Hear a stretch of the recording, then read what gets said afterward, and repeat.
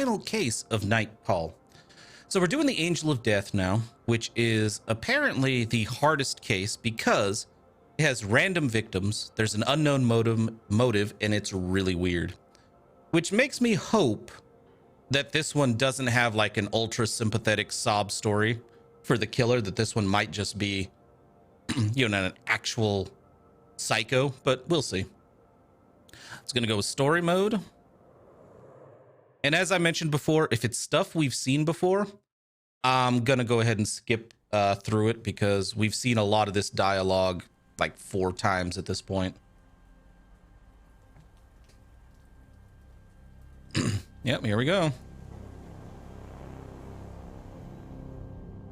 Go ahead and skip the opening cutscene.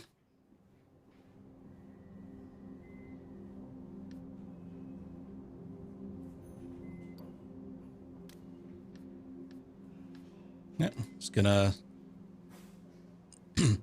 Yeah, that's what I was hoping, Stahor, is that it does say hard. I'm hoping hard makes it, since it said random victims and stuff, I have my fingers crossed that for once it won't be an obvious sympathetic person. Like the first guy, we were supposed to be like, oh, you know, he's dealing with all the scum that never got punished and cancer and all this stuff. And the second one was, oh, revenge for my grandson and I'm grieving and all that. It's like, okay. I want somebody on here, like, as screwed up as this is gonna sound, it's like I want there to be a killer that was like, I was curious what it felt like, and then I liked it, so I killed more people. It's messed up to say, but you know, those types of killers aren't unheard of. And it would make it harder to solve the case.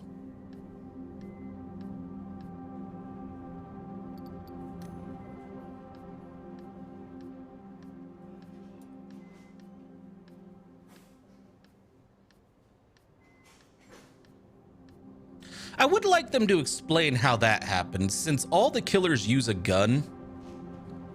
How was our passenger dead before we got out of the cab without us knowing that there was a killer? Because we got out of our cab to smoke, and then we noticed the body in the alley, and then the dude snuck up behind us and shot us.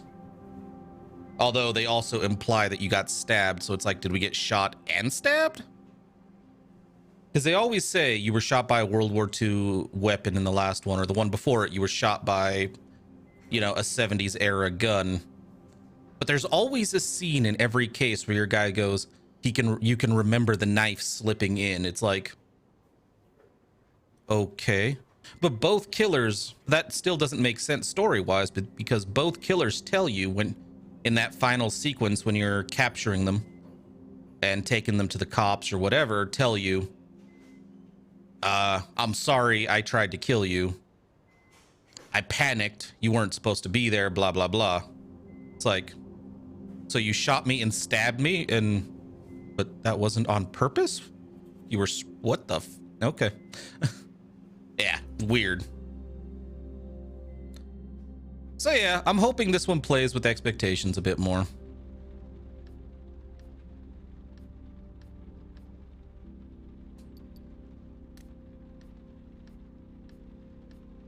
Yeah.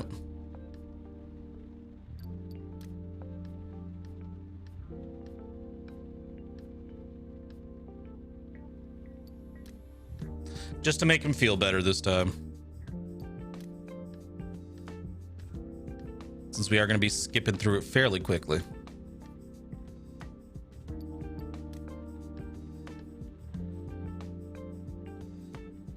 He doesn't know who I am. He could have seen your face. The police are positive he didn't. He attacked from behind. I fell to the ground, then he took off. Silence, your eyes lock. He holds your gaze. He wants to believe you to be on your side, but he looks away. Okay, now he'll let us get back to work. Cool. Good night. Same to you, and good luck.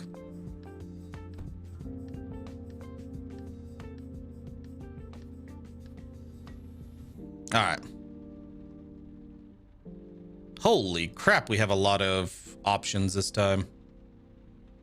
I think we'll start with her because we have never once, like the last playthrough, we didn't see her, and we've never once taken anybody to her little hotel. So Let's get her knocked out quick. See if that adds a bit to the story later, you know what I mean?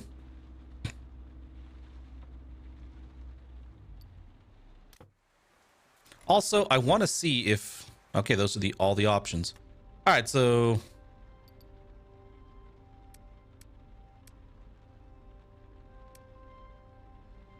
No, I don't want to set it to auto mode because it'll skip even stuff we've seen before. Yep. Thanks for the clue, even though we haven't talked about the serial killer yet. Why do you have to go about... Well, I know all about that.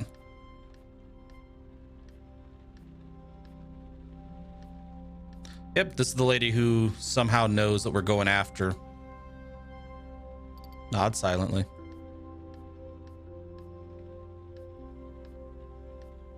Yeah, for those of you who don't know, this is the lady who, she tells you if you meet someone who needs a place to go, they're in trouble, whatever, bring them to her hotel. She has security guards that protect the hotel. She has protection, and she'll let them stay there until they can get back on their feet. Her only rule is you don't tell anybody about it, and if anybody asks specifically to take them to her hotel, you say no, or you just, you don't do it. Just because she said some of the people who go to her hotel are being chased.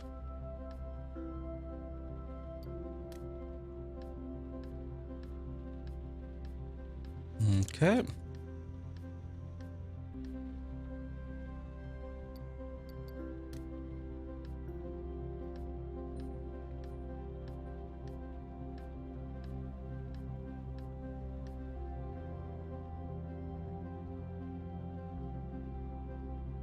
Is the hotel named the Continental? She never tells us. I'm actually wondering if I misinterpreted. It's not a hotel, it's just a building she owns.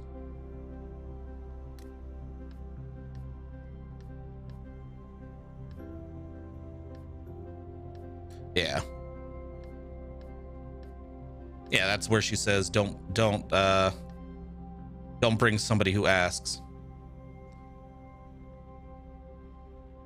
Oh, is it up?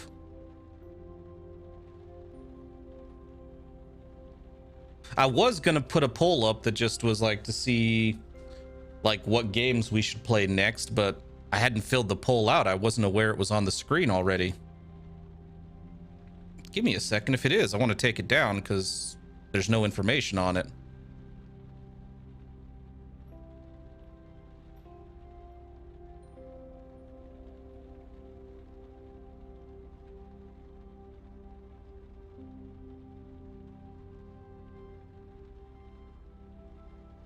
Oh, down at the bottom. Okay, next to the Prime subscription button.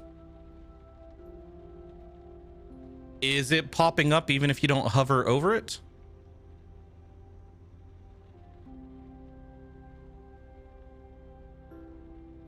Okay.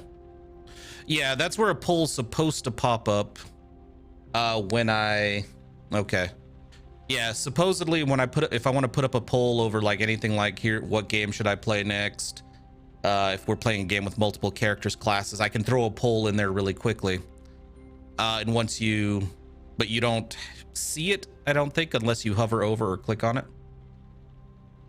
No. However, there is an option to turn it off, and I will do that right now because there's no need to have it on. Yeah, sorry. The information's blank right now. There's no... Yeah, there's no poll right now. Stahor, at the bottom center of the screen, there should be like a little icon that, yeah, if you hover over that, it'll bring up like a blank box where the poll should be, but the box is still transparent. But yeah, it should be out of the way now.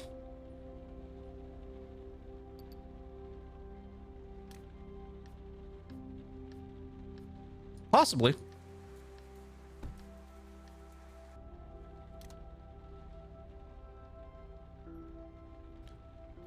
All right, so that was fast. Who do we talk to now?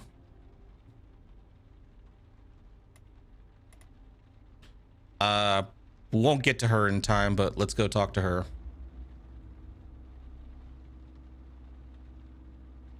Yeah. Yeah, I was gonna put in options like, do we want to start with like Danganronpa? Like the first poll I was gonna put up was Danganronpa from the beginning, Danganronpa starting with the second game, or Zero Escape, that kind of thing. Yeah, this is the Angel of Death case. Everything so far has been exactly the same, so I've been skipping over stuff we've already seen. And the description of the case says it's supposedly the hardest because the victims are random and there is no known motive. So yeah, so hopefully it actually is. Rue de Levis, is this? Ah, this is the one. Want me to turn the heat up? Yep. I guess we could leave her alone. I don't care.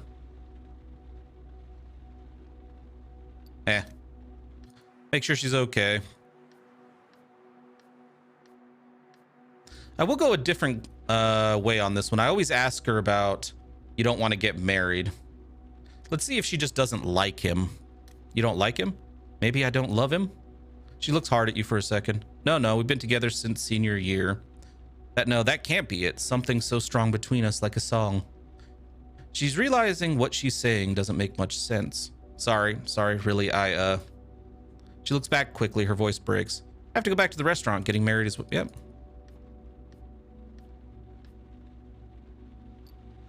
Yeah. Knock this one out quickly.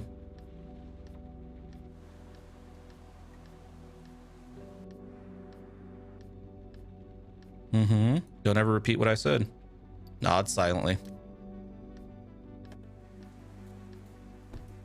Long as I get paid, lady, I don't care.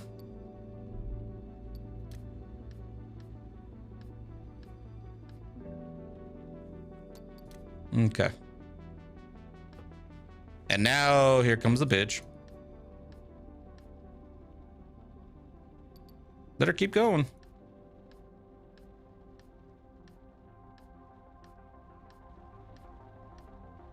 God, I hate Busette.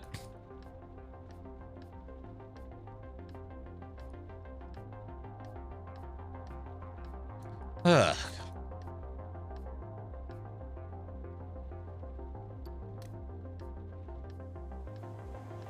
But there's that line again, you're no Batman. It's like, Like, honestly, our dude should just be applying to work for the police force at this point.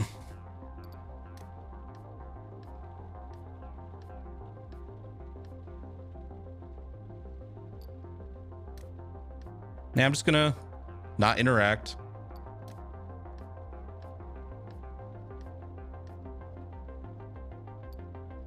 Fucking bitch. Yeah, whatever, if that makes you feel better. I'll make sure you get more intel tomorrow. I'll find a way until then. Not a word to anyone, obviously, not a word.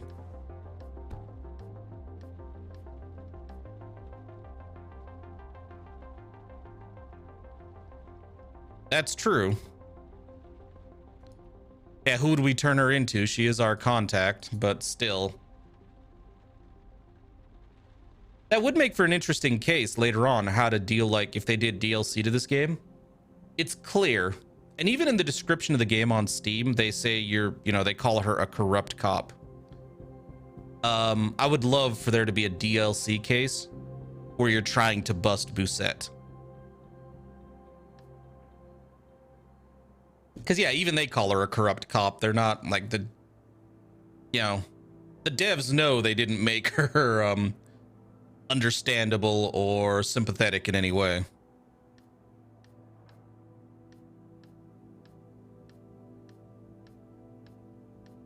Yeah, come on, let's go.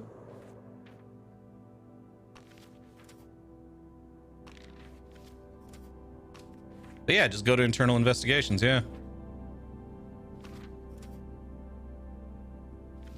All right. Murder weapon was a fillet knife. Good God. So there was no gun this time. Set designer for the opera was hospitalized after her mother's death. Difficult relationship with her dad. Also working at the opera, Catholic and a member of the Korean community in Paris. They're all under 1.80 m. Okay. Murder weapon was a fillet knife, and the only person who qualifies for that, apparently, is Pierre Manderis, chef in La Pierre restaurant in Paris. In financial troubles, was an activist when she was younger, part of the Moonflesh cult. Moonflesh? Okay, put the key here. Oh, she's the only one that doesn't meet the height. Under 1.80 m. Well, I guess we can mark her off already, unless the cop is wrong. Herv is back. Briefly worked for Charles Bougrain, victim 2 in the 90s. Got health issues after the Richtenden health scandal. Couple of arrests for breaking and entering. Herv allegedly robbed a fishmonger. Uh-oh, Herv. Kitchen window left open by victim. Uh-oh, Herv.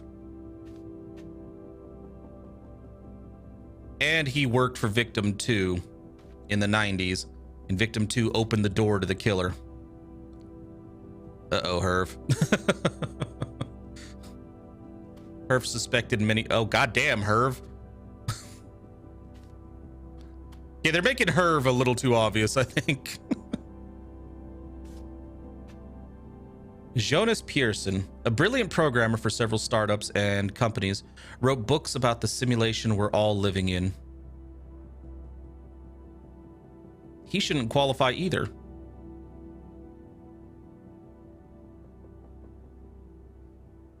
That could be it. This one's hard because Herv doesn't pay us, but we can drive him all over the place. Huh. That's weird. It says the killer is shorter than 1.80 m, but Jonas Pearson over here is over. I wonder if that's a bug. It has to be a bug, right? Because if that's the case, both of these should not qualify. Wrote books about the simulation we're all living in. Destroyed evidence when the police started investigating. Oh, wow, guys. Really? You all have, issues. Okay. Break-in for crime scenes 1 and 3. Could be Herv. I'm just going to put it over here because I think she's already discounted, but it also says part of the Moonflesh cult, so... Rituals. Why is this linked to her? Blurry past, weird woman. Probably a rich heir or something. Was born in Guadalupe, maybe. Night owl. So why does hers say rituals when this is part of the cult? Vampires exist is the real killer. Is a customer source. What? Okay, I guess she could be weird. Victim 2 had garlic in her hand. There's a lot of contradicting information here. Because here it says victim 2 is Charles Bougrain, a dude. But over here it says it's a woman. Interesting. Okay. Yeah, we'll see how it goes, right?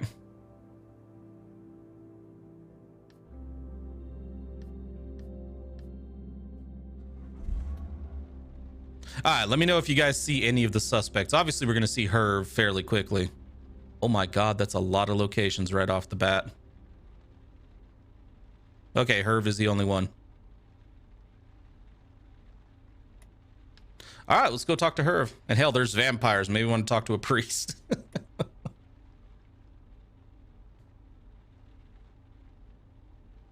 Can you help me out? Sure. You're not going to pay me, motherfucker, but I'll help you out.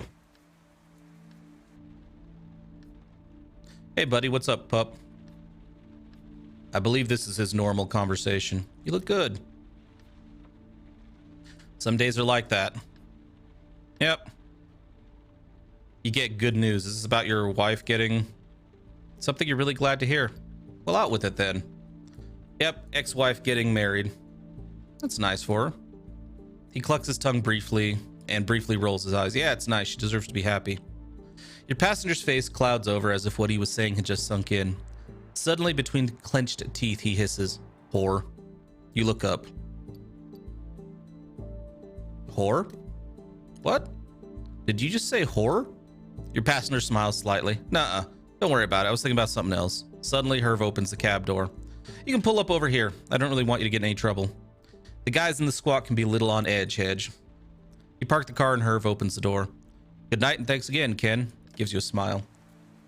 Yeah, we've already, like, that conversation we've done in a way that I've done all 3 chat options, and yeah, it's about as far as it goes. Is she one of the suspects? I haven't seen her before, period, though, so we're gonna go talk to her. Like, that one definitely looks new.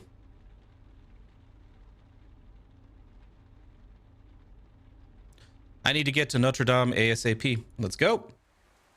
Your next passenger slips into the cab and closes the door with incredible care. Good evening, sir. Hello, Gilda. She's one of the suspects, and her voice rings like a chime, high-pitched, discreet, ethereal. Notre Dame de Paris, please. I mean, do you really have to do that whole line? Couldn't you just say Notre Dame? As you pull away, you glance at the time. Not exactly time for a prayer. Oh, I don't think any... Well, they said the shooter uses a knife... the killer uses a knife this time. And I honestly don't think there's a way to get killed in this game, because our dude is pretty, like... We've been in several dangerous situations in the game, and our dude always gets away on his own, regardless of our choices. So I think the only way you can lose this game is... I think you could potentially get killed by the killer at the end of the game. Lose your job, or just not picking the right suspect. You drive in silence for a few minutes, glancing at your passenger, but I think the whole rest of the game, up until night 6 or 7, you're perfectly safe. She seems so fragile, you can't imagine her in the act of, don't fall down that trap, dude. My friend and I were wondering if you know where the secret entrance to the catacombs is. Her question pulls you out of your thoughts. A secret entrance? Yeah, you know, the catacombs. There's the main entrance, and there are the hidden ones. They're not open to the public, of course, but that's what makes it fun. The way she said fun made her sound about 7 years old. So about the Parisian catacombs, I do have a question if any of you guys know. The whole thing about, like, I know there's all kinds of supernatural, occult, like, theories about the catacombs. My question is it true that, like, or is it just a horror movie trope that people have gotten lost in there and just died because they're so convoluted? I'm curious. Because you hear about that, but you don't know if that's like an urban myth or anything. The way she said fun made her sound about 7 years old. We'd love to visit them on our own. You shake your head. Unfortunately, you've never heard a thing about a secret entrance. I have, but again, horror movies. I don't know. Sorry. She seems disappointed. I thought a taxi driver would surely know Paris really well. Yes, but not the catacombs. Do you see roads in the catacombs? She doesn't react. You've never been? You shake your head again. It's so cool down there in the summer. I go often through the main entrance. A break and then... No, he doesn't know. I thought so too, but... Oh, hell. Did you say something? Wait. I was talking to my friend. Your friend? Of course, Jesus. You take a second to digest the information.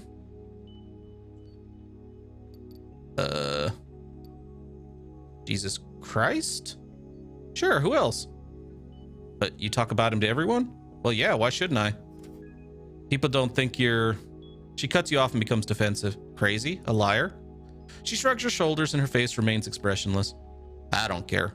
Even if everyone else turns their back on me, I have Jesus. Even when I'm alone, I have Jesus. She glances outside. You keep as much of an eye on her as you can in the rearview mirror. I work at the Garnier Opera House. I'm far from the most eccentric one there. So Jesus and I are fine. People leave us alone. She lets her face relax, smiles. What about you? Anybody speak to you? I don't think so. Well, at this point, we haven't talked to the ghosts or the time travelers, so yeah.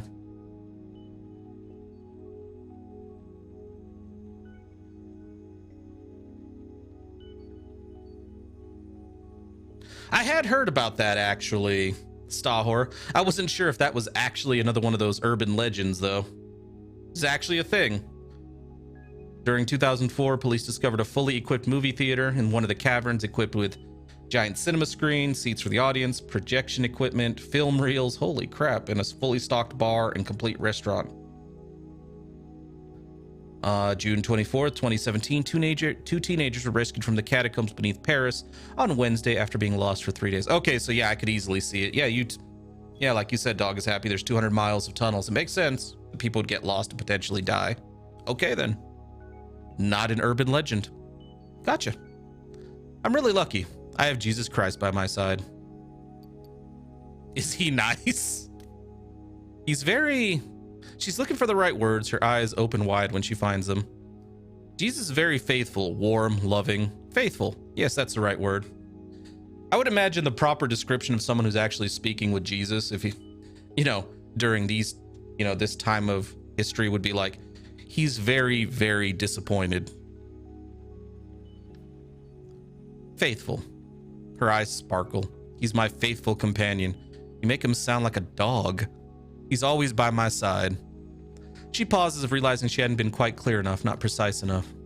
Like she could tell you didn't get it. He talks to me about people we see. He tells me who is good and who is bad. Who am I to judge? I talk to ghosts and time travelers and Santa and a cat. Your blood curdles. He tells me who I should avoid and who I should talk to. What's he think of me? Of you? It's funny you should ask that. Her voice becomes softer. You can see Notre Dame. You're almost there. I'm sure I've already met you. I don't know why, but you and I, us too. We've run into each other somewhere before, haven't we? You shake your head, no. Do you ever go to the opera? No, again. Then maybe I've been in your taxi before. You shake your head again. Strange. Her last word rings around the cab. It seems heavy and stifling. What, huh? Why, yes, it's true. Jesus is right. We're here. You park and you can feel sweat running down your back. She giggles. I hope to see you again in the city of God. She drops money onto the front seat, more than enough for her fare. You raise your head, the door slams, your passenger's already outside. Call her. You lower your window. Miss. Her figure doesn't turn around, she keeps walking toward the cathedral. Miss? Why would we run after her? Well, if it's an option. You take off your seatbelt, but when you go to get out, you're stopped by a stabbing pain. Your eyes blur, you can't see the dashboard controls anymore. Your scar, it's burning, itching. You breathe slowly. Breathe out for 7 seconds, in for 7 seconds. You repeat the cycle until you recover your sight. You repeat the cycle until your fingers stop shaking. You breathe. You glance outside. The young woman has vanished. You turn the key in the ignition. You slowly recuperate from the last ride, from the last passenger. Did Jesus just shank us? That woman was a total nut job, no doubt about it. You drive away from Notre Dame. I'm sorry, it said way more than the fare, but we only got a 17-cent tip. I don't think you're a suspect, but you're new. Let's talk.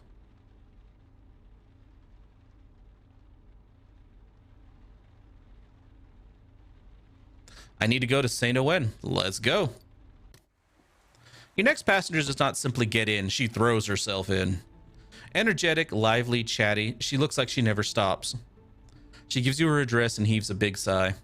You start driving. Would you mind putting on some music? Choose a cultural station. An Ethiopian jazz tune starts up. Your young passenger leans jerkily over to you then. She stops and lets herself go with the music.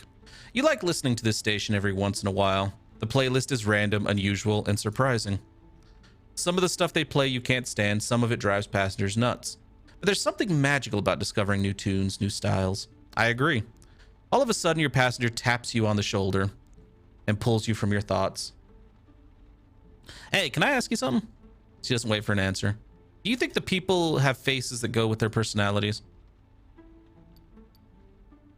And by that, you mean? Well, yeah, you know, when the dudes that look like weasels turn out to be traitors, or like the sexy blondes are inevitably superficial. Ah, I see what you mean. Like they wear their personality on their face. Yeah, I think so. She pauses. She scans your face like she's trying to determine your personality. Oh, seriously? Odessa has catacombs. Urban explorers are known to be found several years after disappearing. Goddamn. I think it's possible. She starts speaking quicker and quicker. I saw a really weird movie tonight, a black and white one. Crazy old. Directed by Hitchcock, this famous British guy. The female lead steals money on the job. She opens her eyes wide. But like 40,000 or something, which must have been worth a whole lot at the time. So she goes to hide out in a motel. The owner is a bit precious. His name is Norman, so with that kind of name, you know something's wrong from the start, right? Before you can provide an answer, she's moved on. And then she gets slaughtered in the shower with this big knife. Insane. They kill off the main character after what, a half an hour? There's blood everywhere. Of course, you can't see anything. Old movies never show anything. You never even see when people kiss. Yeah, so anyway, the dude who owns a motel, he so completely looks like a murderer. And she goes right there, gets a room, has dinner with him, they chat. No big shock when he slices her up. She pauses, silence fills the cab. It's like the rest of the story is missing, like your passenger's struggling to say something. And? You experienced something like that? Well, yeah. I broke up with my boyfriend last night. It wasn't serious or anything, but when I met him right away, I was like, shit, this guy just looks like a liar. Don't know why, it's just what I thought at the time. Why would you date someone if your first thought on meeting them is, this looks like a motherfucking liar? She pauses. When she starts speaking again, her voice is filled with anger. And I was right, he totally played me. He's got some other chick in Vildjuf. It sucks because the guy knows a ton about movies, right? He showed me some stuff, real films. There was one, a masked killer like in Scream, who murders teens at a camp.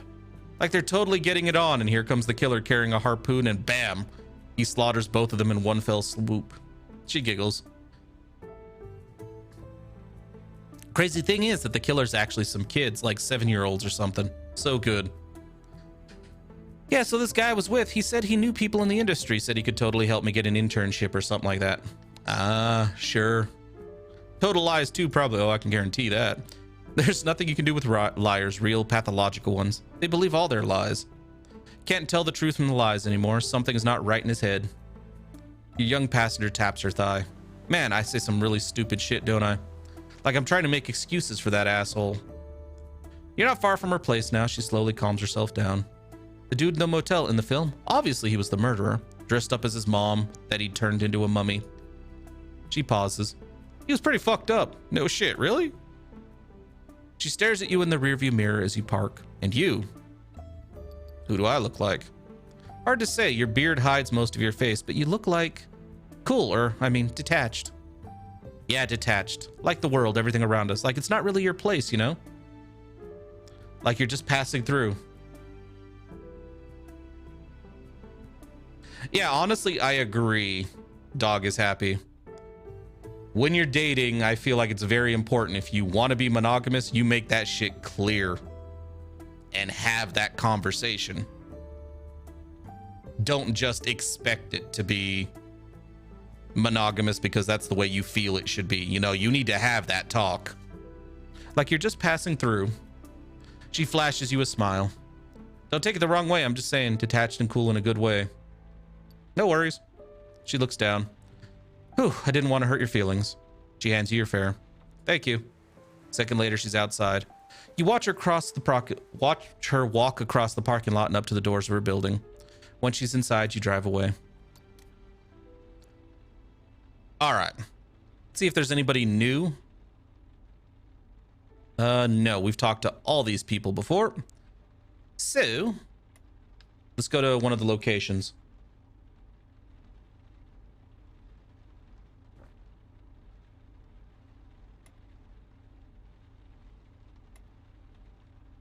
I think this is the most money we've ever had by the end of the first night.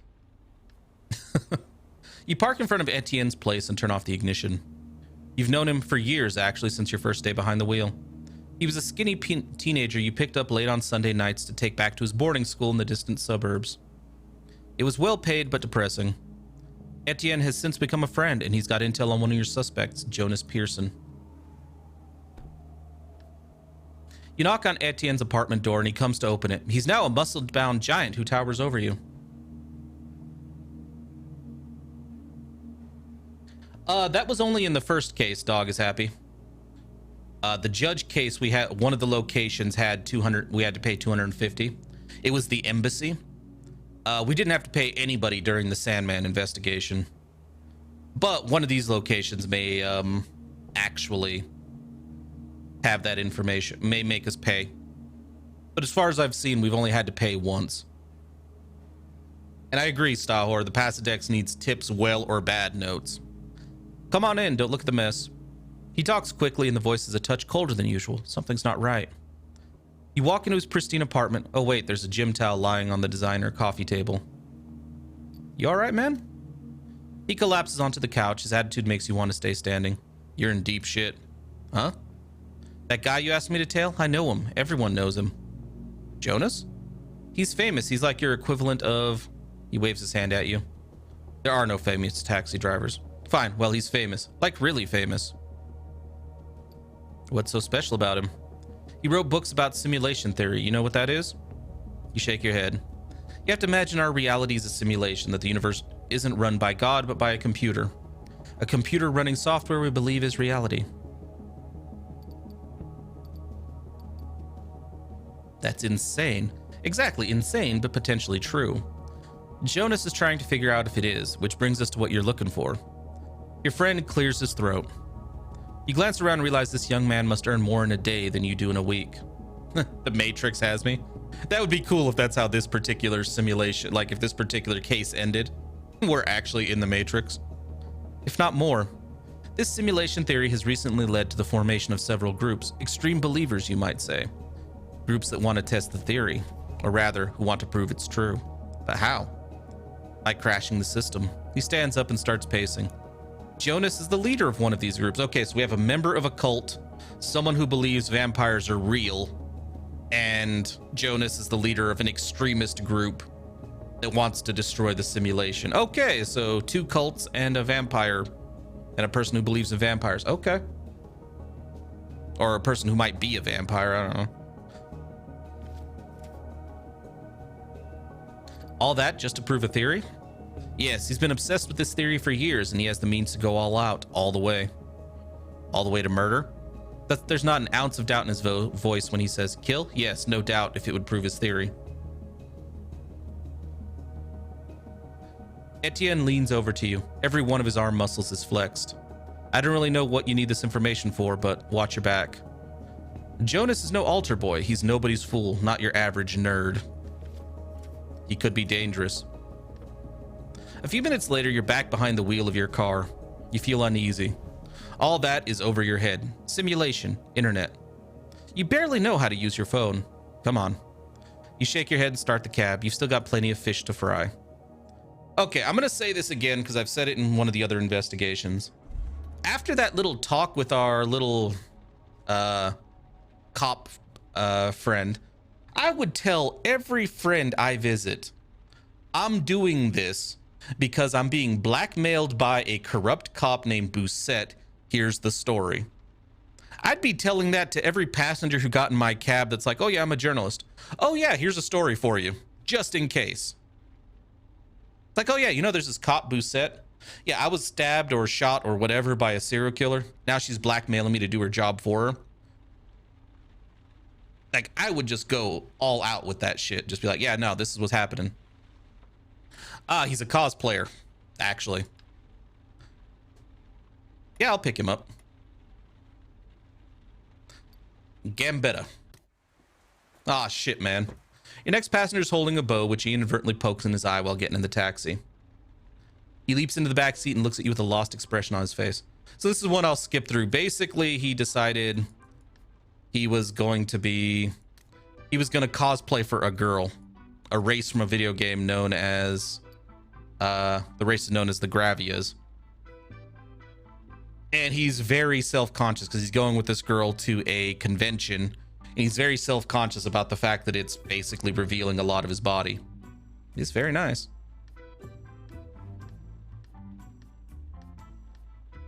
So, you don't look like a moron.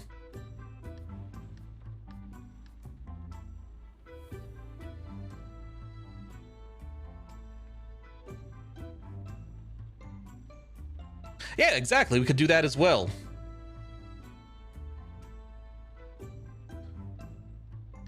But yeah, I'm sure it'll be fine, dude.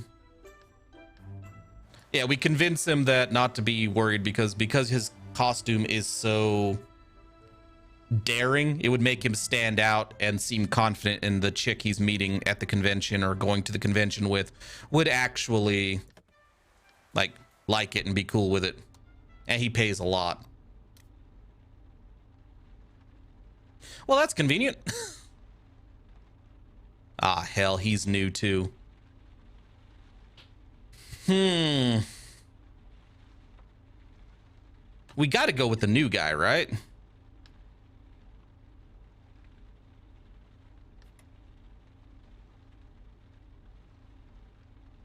Need a drive to Issy. The passenger getting in your cab barely says hello. He mumbles an address and buries his head in his laptop. He taps away, not saying a word as you start driving. But yeah, no, seriously, I would tell so many people what this cop was doing.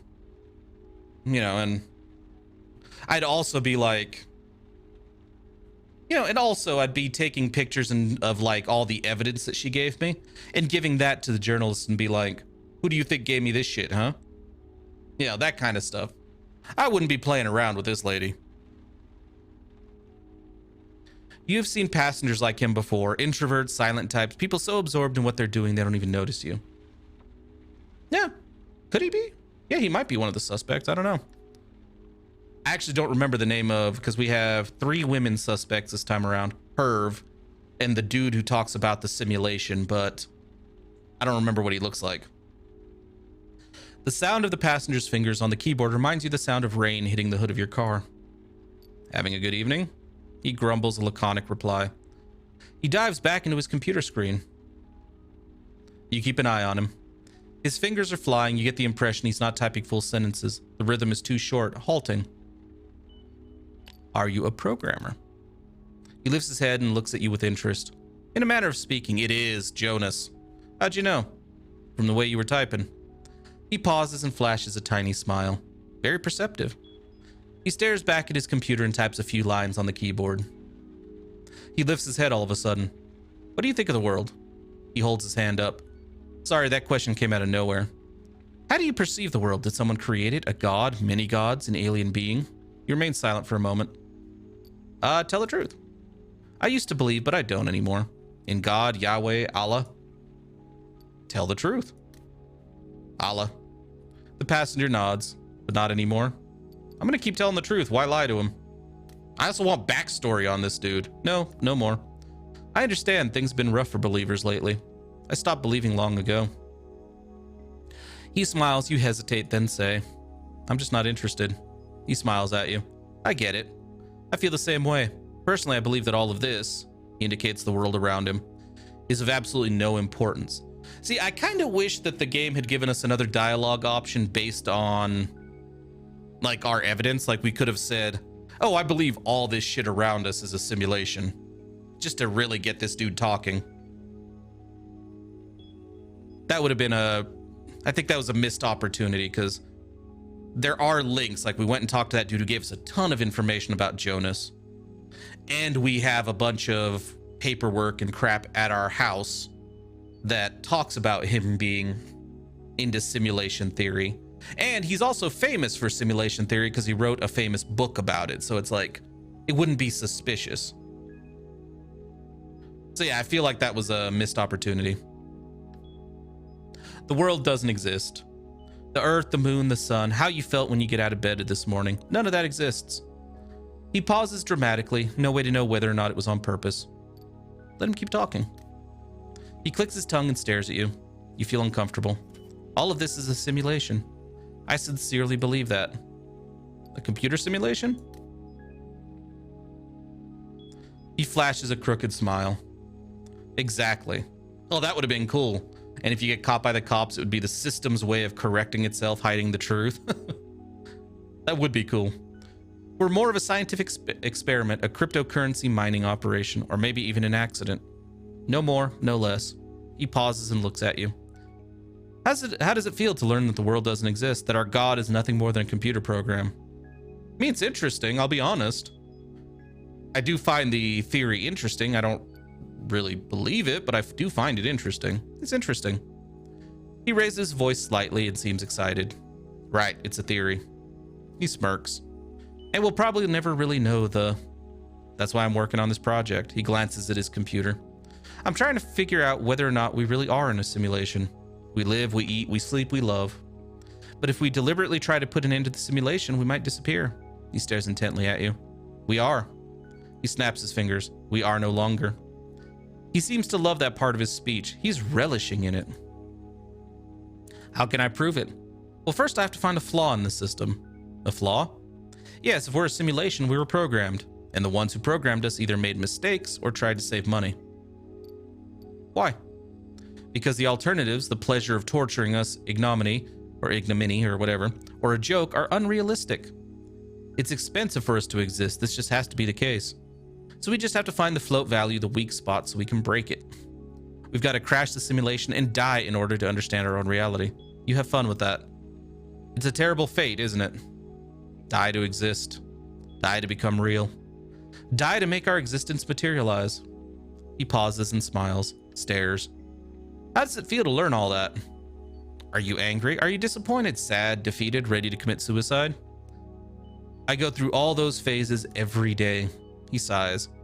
I tell myself the world isn't ready yet, and yet it's our future to discover our reality. He chuckles. You park your taxi in front of the address he gave you. He looks deeply into your eyes. So, how do you feel? I honestly don't know. Excellent answer.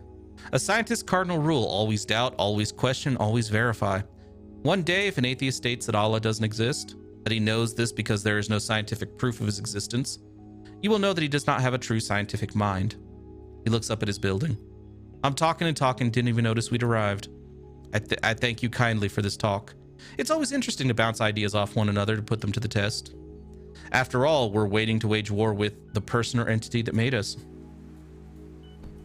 He pays his fare and gets out. He disappears quickly into his building, his laptop under one arm. For being rich as hell, you cheap as hell too. This was a productive night. I don't think we've ever been able to do that. We hit 3 different murder suspects in one night.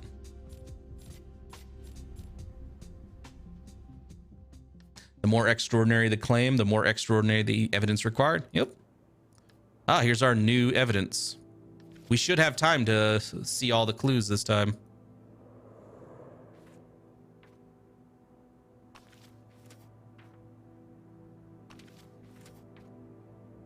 Because we got here early.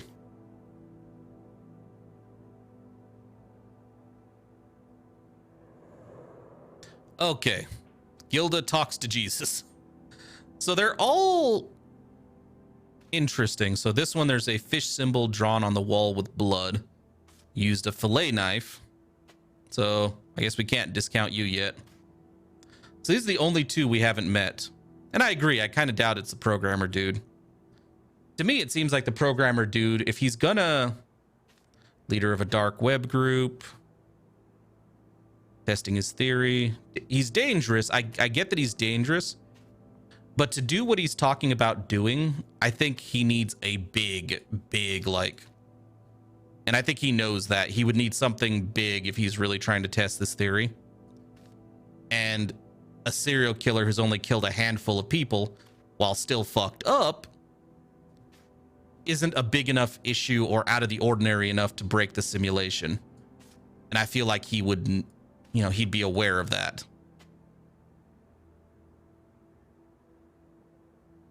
So yeah. I also feel like some of these messages don't match with what Jonas is doing. Yeah, exactly. Like the message on crime scene 1, there's only one God. Message on crime scene 3, lust. Message on crime scene 2, he watches you. None of that seems to be at all linked to the simulation. And based on everything we've seen, aside from his destroyed evidence when the police started investigating, has nothing to do with the simulation. And what that other dude, Etienne, I think, told us, explains why he was destroying evidence when the police started investigating. He is planning something big and dangerous. You know, potentially like a terrorist attack type thing. But, you know, something huge is what he's planning. So it makes sense that he destroyed evidence. So I'm sure he's a criminal. I just don't think he's the Angel of Death. Hell, even the title Angel of Death kind of implies, you know, the religion thing. And again, he shouldn't even be a suspect based on the height. And yeah, I'm kind of leaning towards that as well. I'm kind of leaning towards the, Gilda as well. And it is the obvious choice again, unfortunately, because right now all these seem to link towards that. Honestly, even the fish symbol drawn on the wall with blood could qualify. Because right now it's linked to her. Yeah, the early Christianity, the Jesus fish symbol that you see on people's cars, all that stuff. So the Moonflesh cult might not have anything to do with it. So this could apply to her as well. I'm going to stick this down in the corner because we don't know.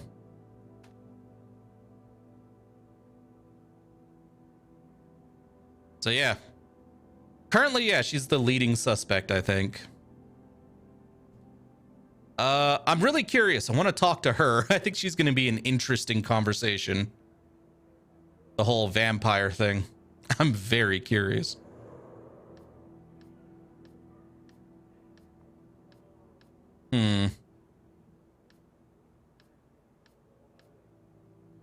What if the world really is just a simulation? What if your world is just a game, somebody else's leisure activity? Would that radically change what you do? You'd rather not think about that guy. But the choices you make, your fate. A second later, you're asleep. Interesting. It's gonna be a long night. Okay, we have more locations to hit, but let's see if we get any other new fares. No, we don't. So, I apparently need to hit up a gas station, though.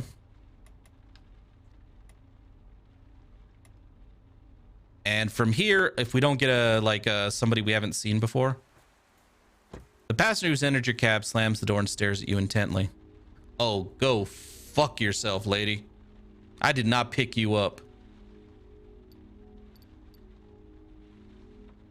Stare back. It's a showdown. Two pairs of eyes. The goals, you have no idea.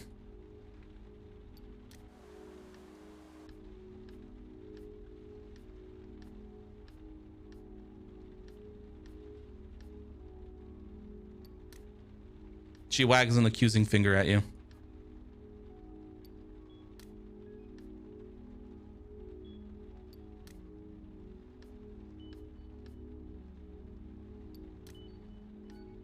I'm just going to ignore her.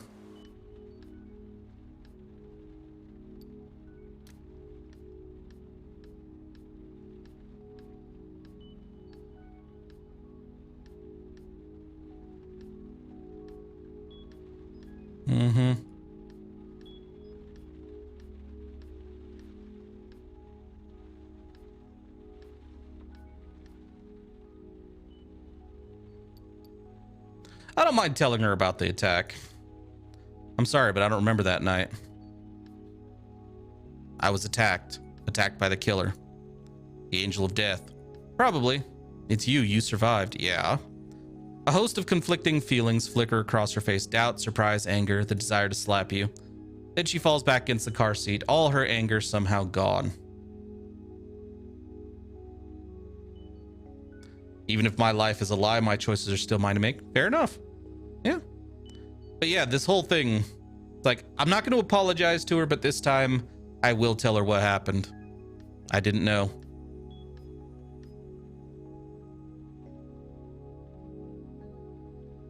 You know what? Fine. I'll apologize. She calms down after you tell her about the killer. I'm still sorry.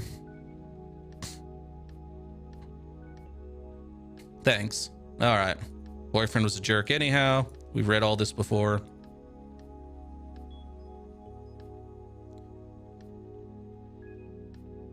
You nod yes. So yeah, she's going to destroy all the information because she found our true identity. I really wish, though, we could get some more backstory on our character, but the game seems very loath to give us that information. Hey, it's the other cosplayer.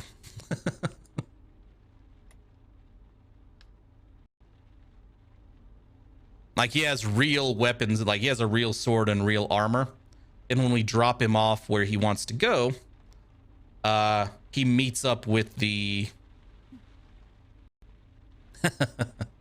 he meets up with that kid who was dressed up. The one with the rabbit ears.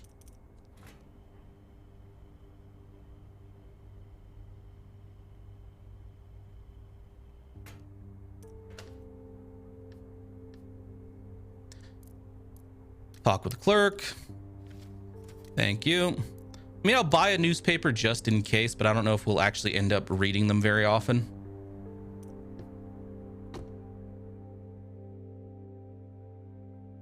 Killer?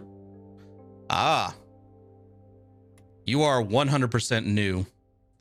And I want to follow this lady's storyline because I want to see what she eventually does with Psycho Killer Kid. Maybe there's not any more information to that. Let's find her. Sometimes, but it's pretty rare. Ah, there are other conversation options.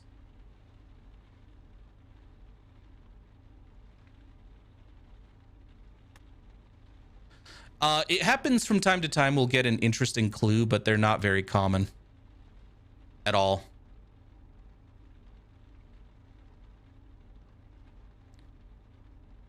Like, I think we only got one useful clue from the newspapers during the Sandman case.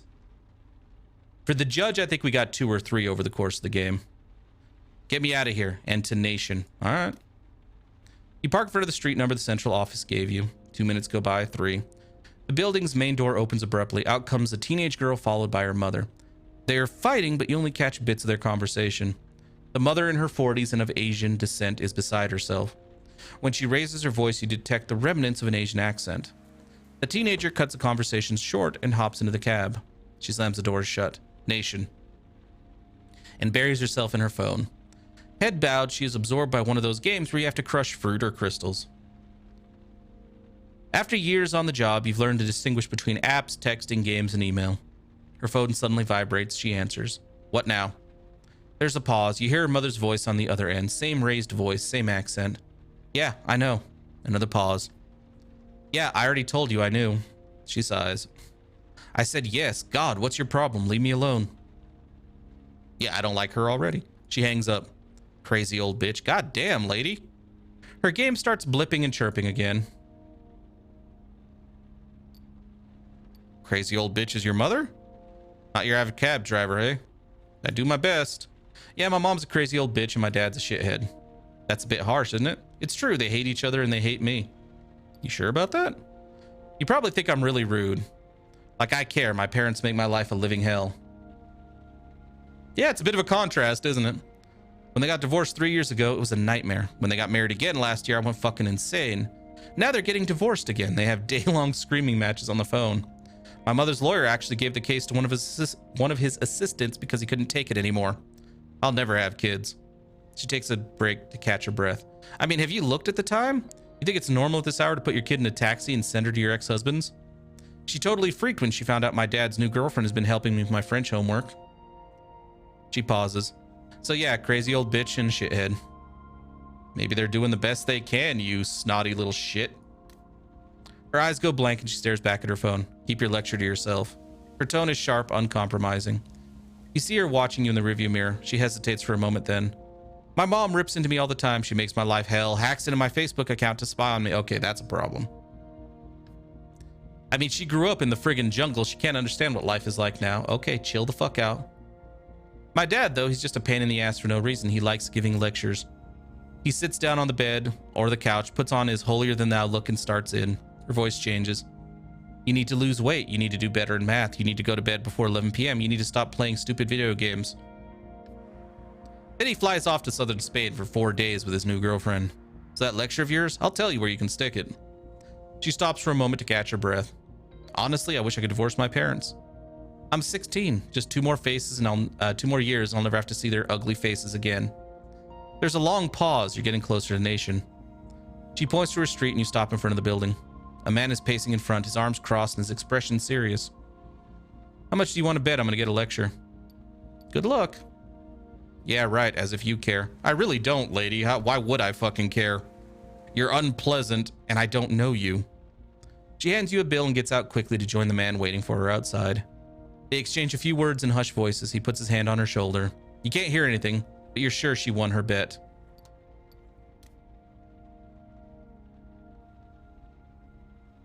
I mean, she's got a point. Like I said, we really don't care.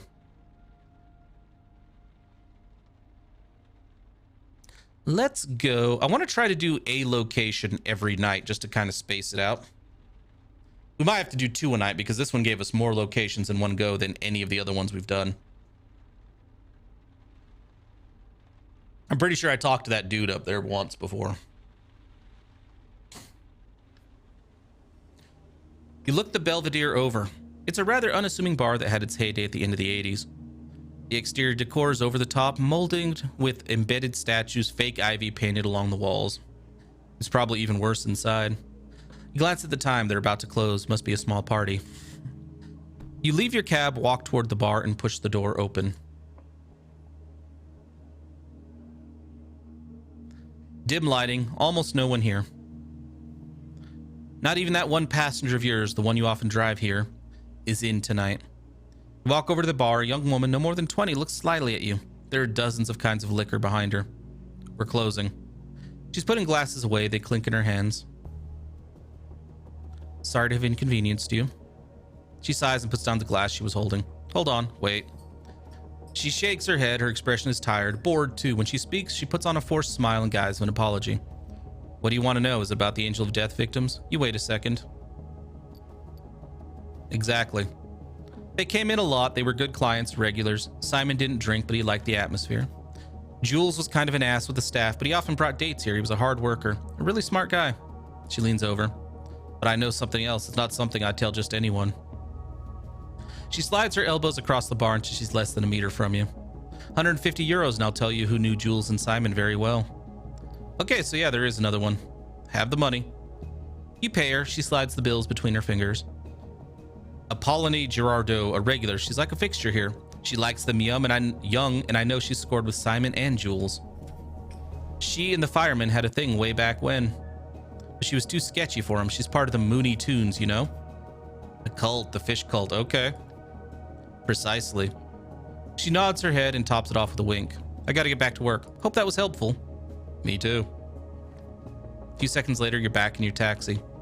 You take a minute to think about the new intel. You wonder if you're moving in the right direction. A group of teens crosses the street. One trips on the curb and wipes out on the sidewalk. His friends laugh at him. You start driving and leave them behind.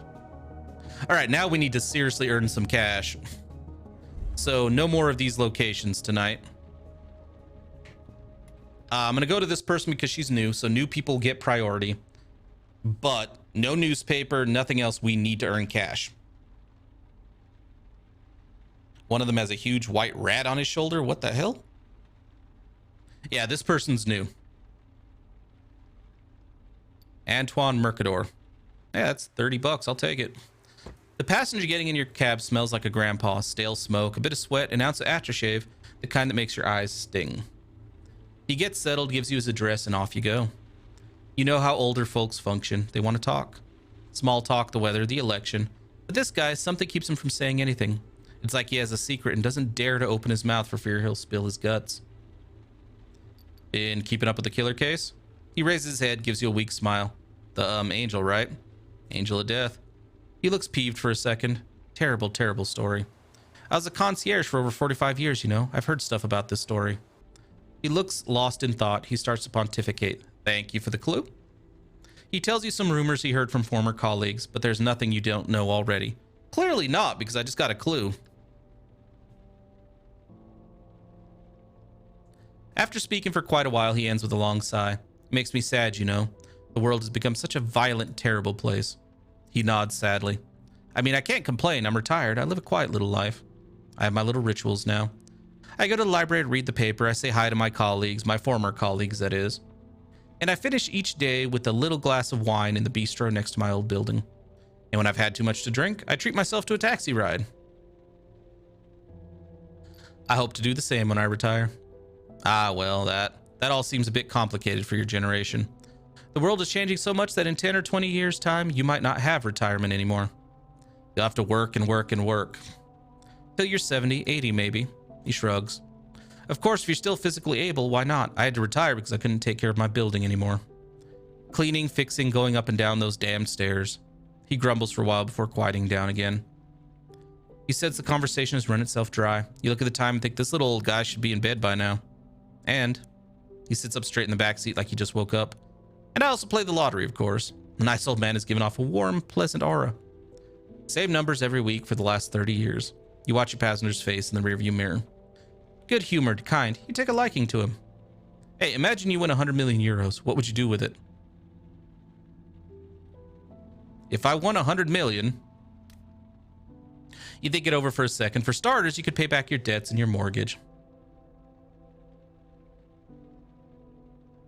Yep, I remember that. Dog is happy. The emancipated from parents concept. Yeah, from what I understand, that is very popular for child actors to do. So, yeah. So they can get control of their own money, or like you said, get their parents out of their lives so they stop interfering. Then there's Ade and the kids. Jackie, maybe, though she'd probably refuse. Jackie was the hooker, right? So would Ade. The old man in the backseat clears his throat politely, a sign he's waiting for your answer. I'd share it with my loved ones. I'd try, like he said.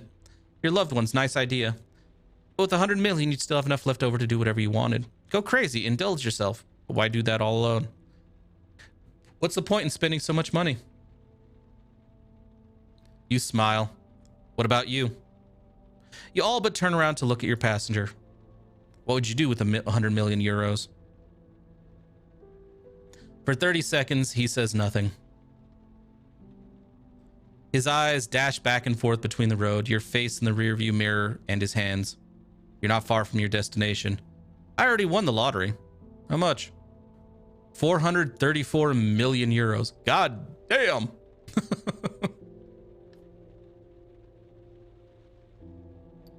What'd you do with it?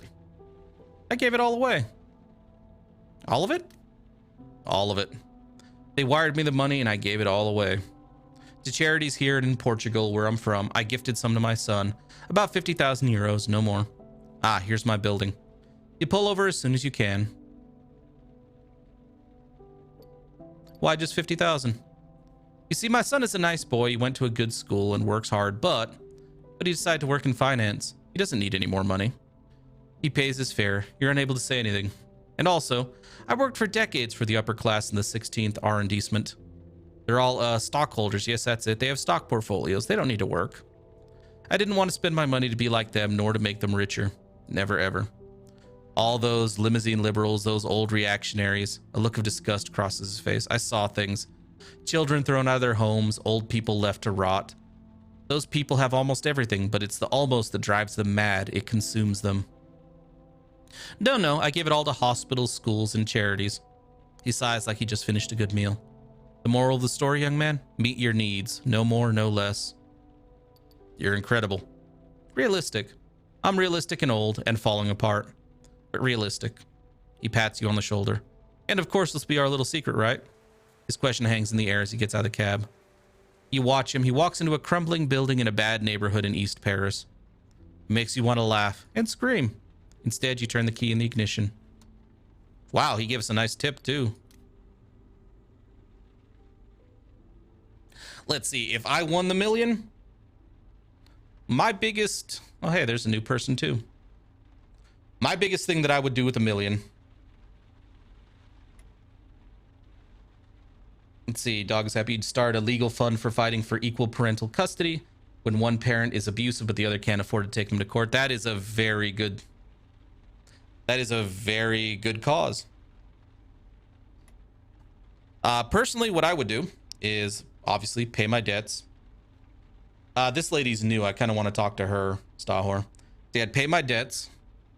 I'd give some money to my parents' retirement fund and pay their debts. And then, because there would be quite a bit left over, I would probably go buy the type of house I've been wanting. Which is basically not a huge house. I don't want a huge house. I'm one of those people that, like, I see, like, people buy these massive mansions, especially you see it all over YouTube, like all these massive YouTubers like who got hugely popular with like pranks or Fortnite or whatever, going and buying these massive mansions. And the thing that goes through my head is, I'm not fucking cleaning that. I like to keep my house clean. I ain't cleaning a fucking mansion, and I don't like strangers in my house, so I'll never hire a maid service. So a reasonably sized house with land outside of the city is like my dream house. Smaller house, large plot of land outside of the city where I don't have to worry about traffic or a lot of noise.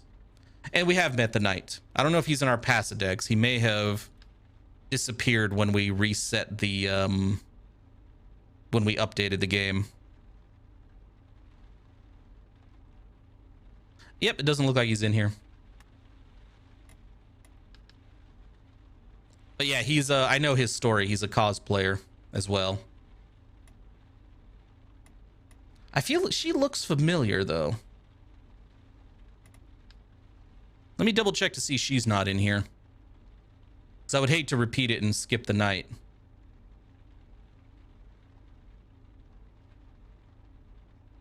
Okay, neither one of them are in here.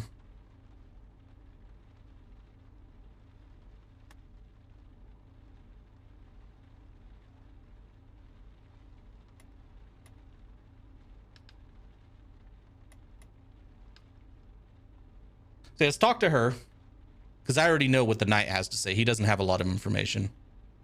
You'd expect an actual knight. I know, I did too when he got in the cab. I need a taxi. All right, Arian. Or Ariane. I don't know how to pronounce that name. Your next passenger instantly makes you feel uncomfortable. Don't look at me like that, bitch. You can just get right the fuck up out my cab. She is small, but nonetheless exudes strength and dynamism. She says nothing and stares at you. You wait a moment. Where to? Shut up, bitch. You find the tone of her voice and her accent disconcerting. She clearly hates you. I knew you who you are, and I'll be the one doing the talking. You are a monster, a demon. Her voice cuts like a knife. A few days ago, you picked up a young girl, my daughter. Yeah, her voice is curt. And now she's disappeared. She ran away. Her voice is hurtful. So you and I are going to the Boulogne police station, and you're going to explain to an officer how you helped a young girl run away. Your daughter? Esmeralda, an absolute beauty, always playing with her phone. Now, I know who you're talking about. You start to describe her, but your passenger's impatient. She shakes her head and looks irritated. What do you know about my daughter? Tell me. Your daughter spoke about wanting to run away. She couldn't deal with your relationship with your ex-husband anymore. She gives you a death stare. Why did she talk to you about that? Because you wouldn't fucking listen. You just screamed at her on the phone. Goddamn, all three of you are shitty people. Everyone talks in a taxi. Actually, most people take taxis so they can talk. Death stare again. That's none of your business. She shakes her hand like she's impatient to get somewhere. She talked about running away. She had a rather half-baked plan in mind. She wanted to go north to live with a girlfriend in a town starting with L. She did not tell us any of that. Like, at all. And she wasn't actually talking on the phone in the cab, so we couldn't have overheard that. She was playing, like, Candy Crush or some shit. She closes her eyes, takes on a sour tone. She's in Lil. You lift your eyes. L for Lil. When I asked Lola if she knew anything, she lied. She looked me in the eyes and lied. Your passenger takes a deep breath. When is the last train for Lil? You look at the clock. In a few minutes. Full speed ahead then, go. You start the engine. If I find my daughter, I won't file a complaint, but if anything happens to her... She manages her anger. You speed towards Gare du Nord. I mean, sure, I'll tell him what the girl told me and I'm fine. At this hour, there's no one in the street. Your wheels spew arcs of rainwater to the sides. There is a series of unsynchronized red lights along the remainder of the boulevard. If you run them, you'll get to the station in time. Otherwise, you might miss the last train. Run the red lights. As you run the third red light, your passenger breathes a small sigh of relief. She's clearly grateful for the effort.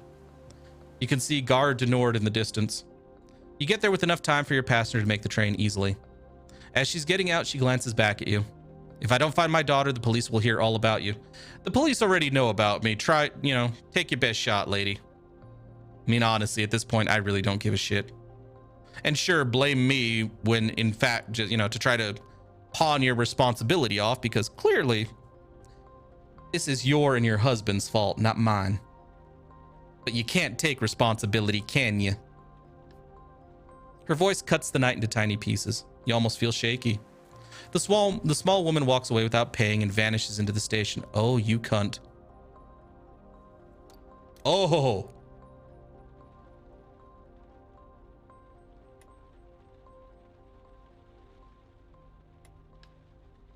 All right, let's get the DJ. At least we know this dude pays.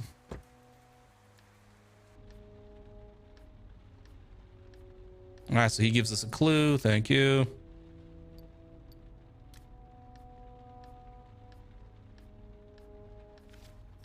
Oh, we got another clue from the radio.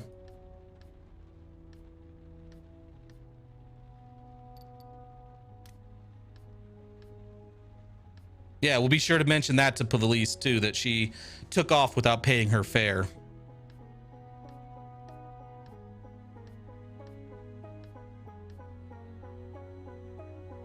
And honestly, I feel like even if she did mention this to the police, I think Bousset would probably cover for us.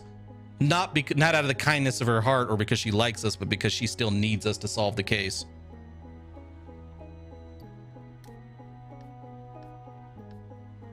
Okay, so this is the one where he said he taught the famous DJ all he knew. And he laments the fact that he didn't become famous as well. Keep an eye on the road. And he's pissed that the DJ ignored him when they met later.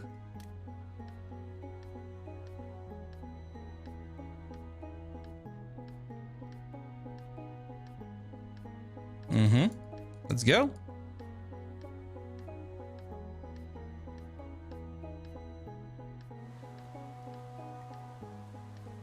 All right. Give me the cash.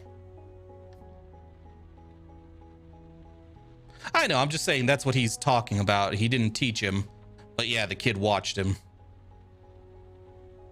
But the kid also, like, the dude also basically paid his way into the clubs with drugs, so, I mean, eh. Yeah, so here's where he's complaining he didn't get his 15 minutes.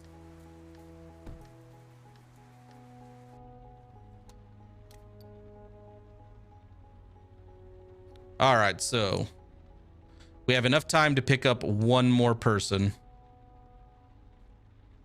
This dude always pays. And we've already talked to this dude, so let's go talk to Yakuza dude. And he's close enough that we should be able to get him before... Yeah. And this is one we can easily skip because everything is in Japanese.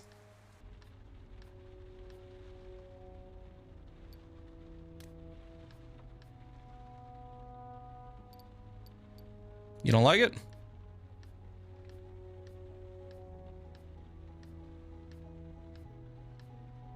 Yeah, I know. We're going to the airport, dude. I want the werewolf kid again. I do as well, and I'd like to have multiple instances with him so we can keep screwing with his mother.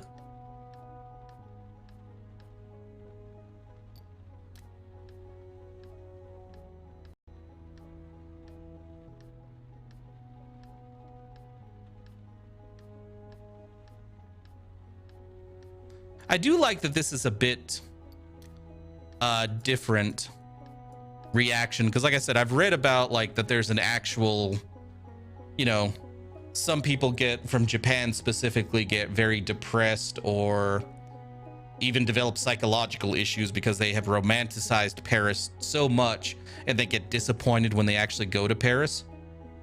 I like that this is showing the other end where the guy is actually pissed off because he didn't like Paris.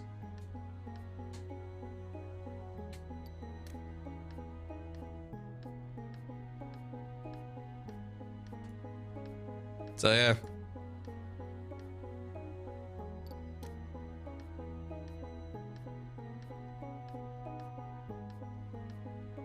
And here we are, Yakuza. And the dude starts laughing.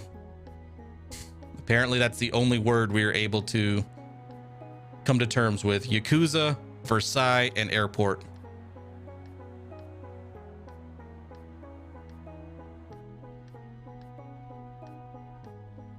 Like, I honestly want somebody to post like a translation of this at some point.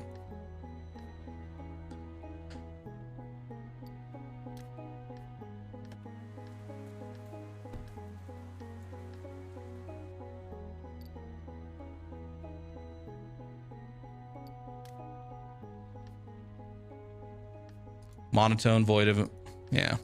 He should have brought somebody with him, all that stuff, yeah. You're welcome. We basically yell Yakuza at each other in front of the airport and wave. That's not suspicious at all. All right, so we managed to get enough, like more than enough money to survive this night.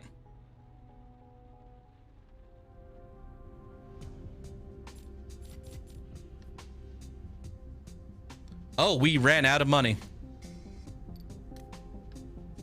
because of that 150. You're kidding me.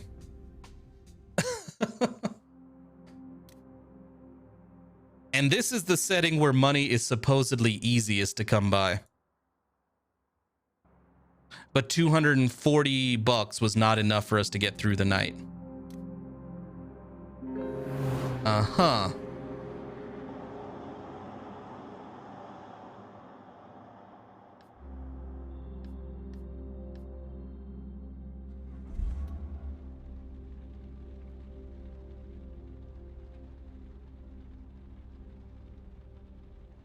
Yeah, that's ridiculous.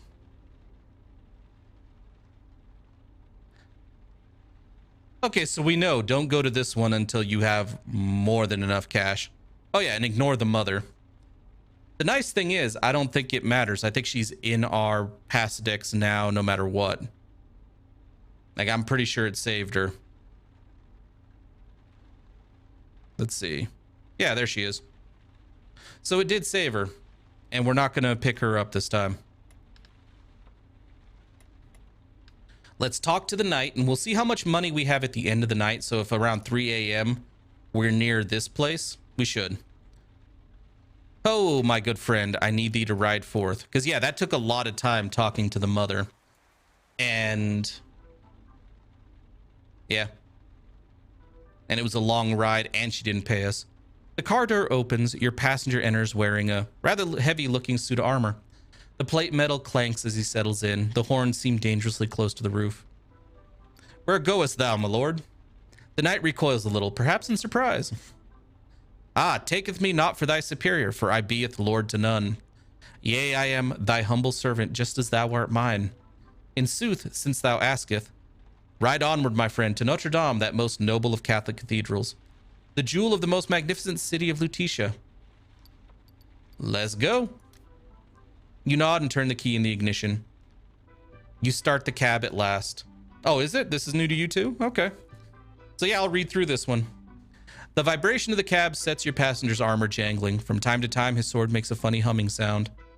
The ride through Paris continues in silence. The city is just waking up. Delivery trucks, the first buses of the day, and half-asleep pedestrians fill the streets. You feel a yawn creeping up your spine. Stifle it. Your muscles tighten to prevent your mouth from opening. Your eyes glaze over. The ride continues in silence. From time to time, your passenger shifts positions, and so does his plate metal. You are nearing the streets around Notre Dame now. Yeah, he doesn't say a lot. The knight leans in toward you. Ah, the majestic towers appeareth yonder. What a tremendous sight, oh, the marvel of it. Just think, it took dozens, scores of years to build it. He looks out the window as you stop the cab. My fellowship has cometh.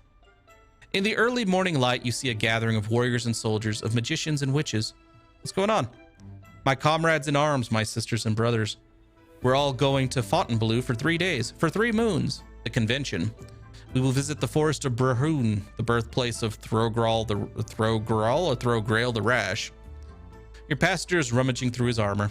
I know I put my wallet in here somewhere. He digs around for a minute, pinches a finger. Damn it. And eventually pulls out money for the fare. You watch as he tries to remove himself from the cab. First himself bodily, helmet down so as not to damage the roof. Next, his sword with a clattering on the pavement. And lastly, his shield, which no longer seems to fit through the door. Good day, my dear fellow. Fare thee well. The knight salutes you. You watch him as he joins a group of friends. There are cries of admiration all around. You recognize your passenger with the rabbit ears. He and the knight greet each other, compliments flying thick and fast. You turn the key in the ignition. Yep.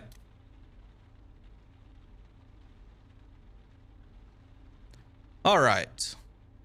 Ah, you.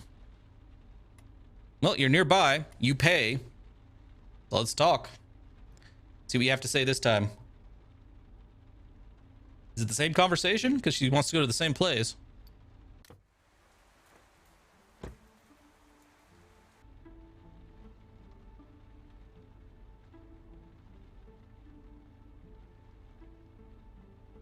All right.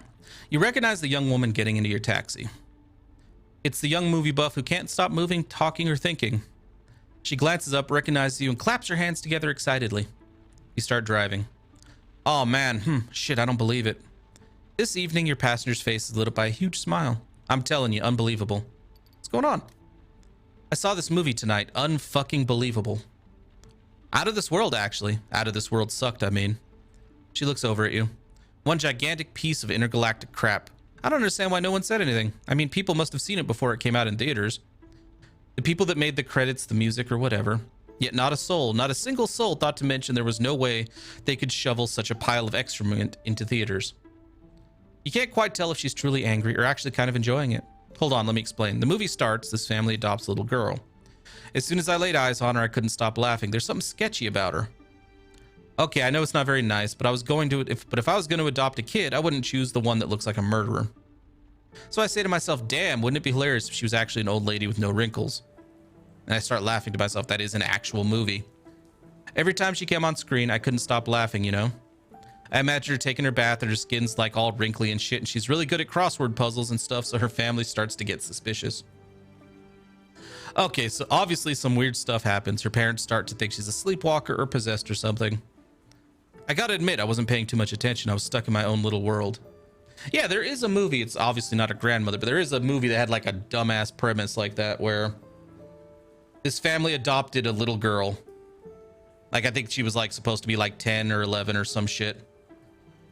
Turns out the little girl's a psycho and is actually like in her 30s or some shit, or late 20s.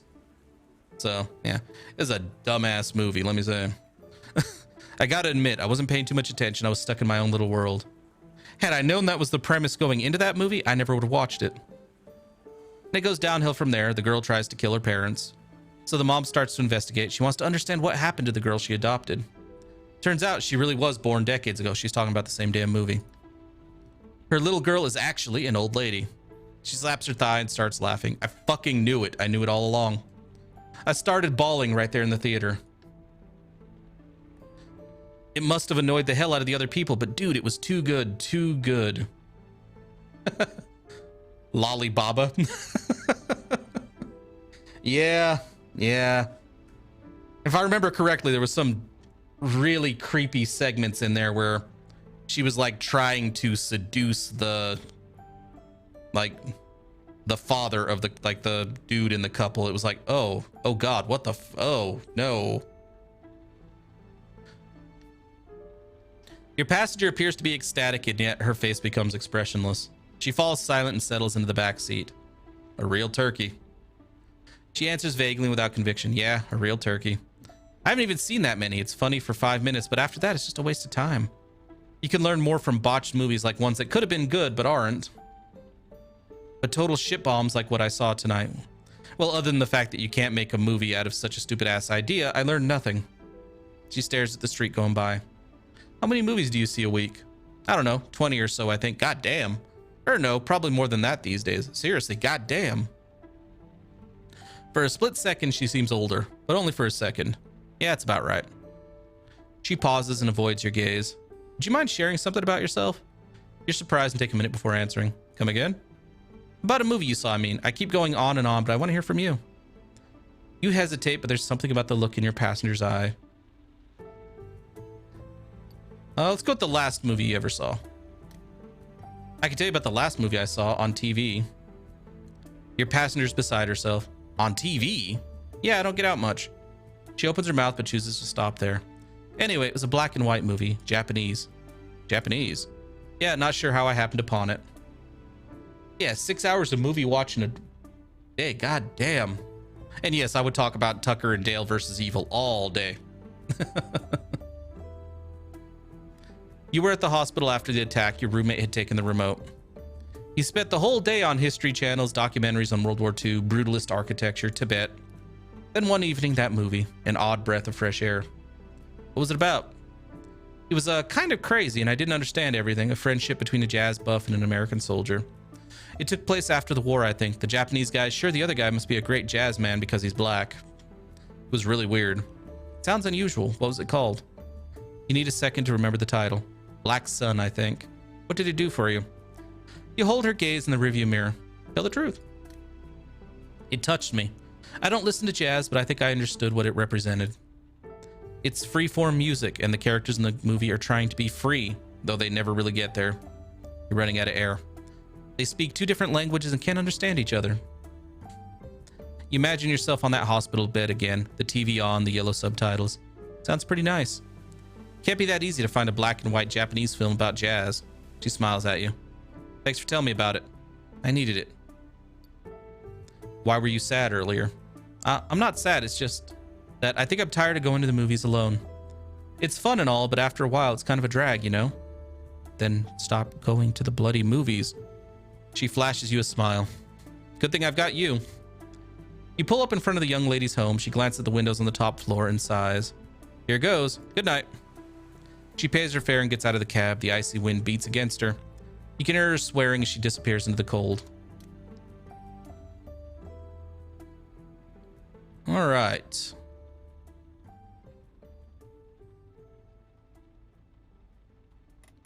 Let's pick her up. I like her. Basically, static lady. Because we haven't seen another suspect. And if this gets me, it is going to get me close to one of the locations. We'll go to a location after this. Just not the one where I have to pay 150 bucks. Montparnasse, please. Okay, so this one is the one where she hears patterns in the static.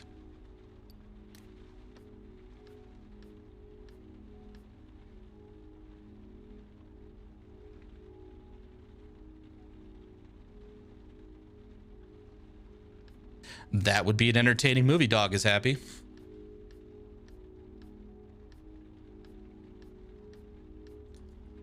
What should I put on? Rock? The woman shakes her head. She wants to go to static. Because she hears the pattern and apparently used to end up liking it. Waves. That's right, there are waves in the background.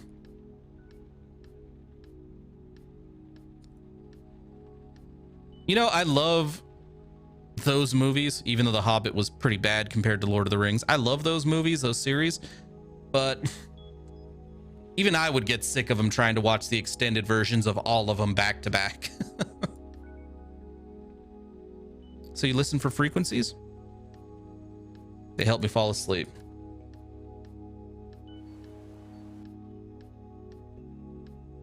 Yeah, we find out in the newspaper later on that she won an award for her research into this. Thank you. Yep.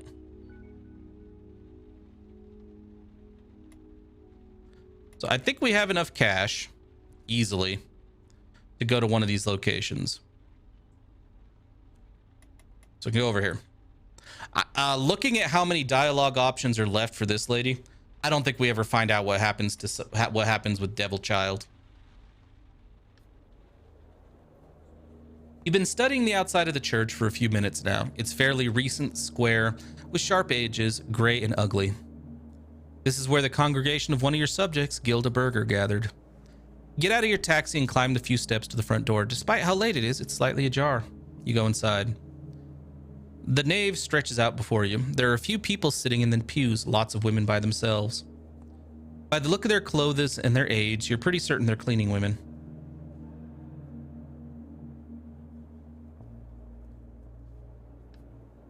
In just a few minutes, they'll leave to take the bus or metro to clean offices all over Paris. Your eye is drawn to a very primitive and colorful wall painting on your left.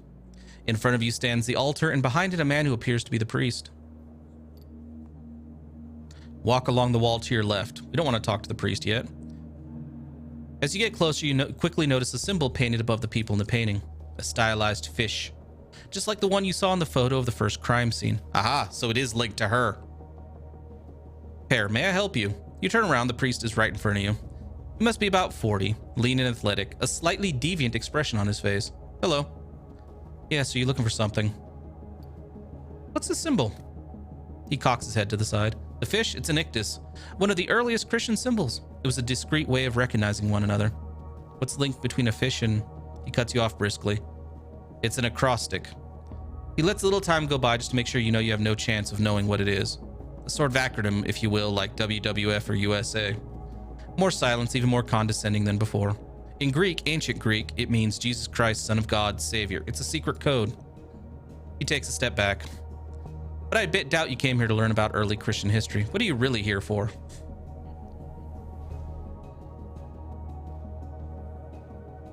Am I not allowed to be here? Our doors are always open to believers. I simply ask that you not disturb the peacefulness of daybreak. I was looking at a painting, dude. Seems like you're the one causing the disruption. You condescending fuck. You resist the temptation to punch his brains out. We have a very tight-knit community and our bonds are very strong. Sounds like this is a cult now. He holds one hand out to indicate the exit. Like the drop of an axe, he says, I wouldn't want to keep you. Don't make a scene. Don't draw any attention to yourself. You make a U-turn and walk towards the exit. On your right, the wall painting depicts a crowd of believers looking at various scenes. It reminds you of the movies. The drawing style is simple and almost childlike. The colors are gaudy, like it was painted by a 9-year-old. You look down. As you leave the church, so you don't lose your temper, you concentrate on the floor tiles. They're checkered, black and white. You slam the door shut behind you.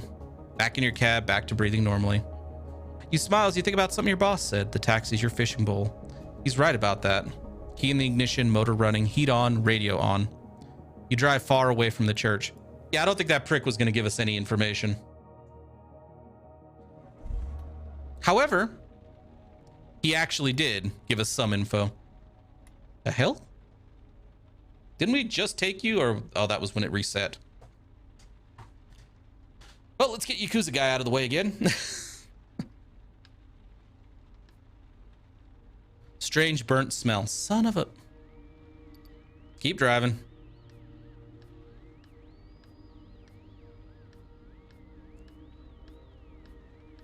Yeah, we've talked to her before. I come from the future.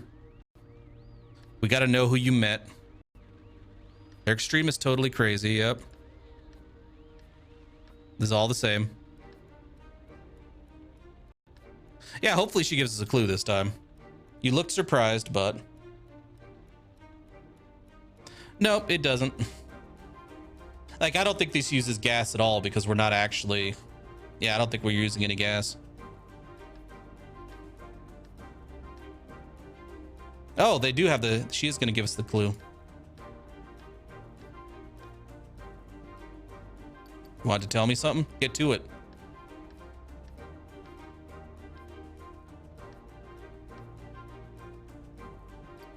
Hello? No answer. Terrifying silence. Only now do you notice a strange smell. A hospital smell. Pull over. I'm sorry. I can't come back. They're taking our antenna apart. Yep. We had enough time to send you something. I don't know if it could be of any help, but it's under the seat.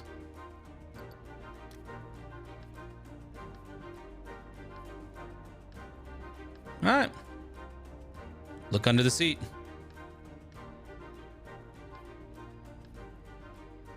Thank you, Jay. Yeah, exactly. This proof, I don't know that it'll work 2 years from now. But the clue can help.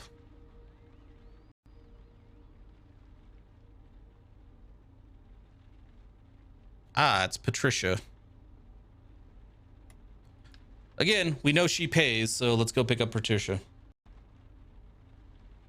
and get her phone number, even though we don't actually use it at any point.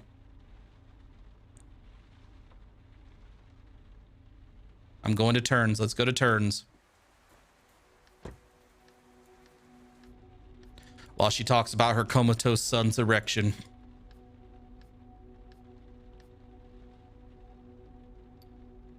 A little. You're just like any other guy, imagining all kinds of dirty things, of course. Like I'm on my way home from a threesome. Something really hot. Make her laugh.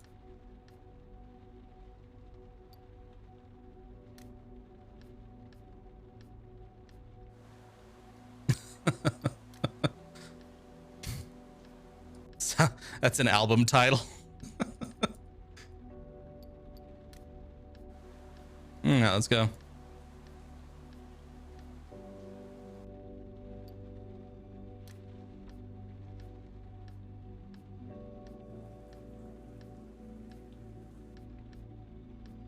Come on.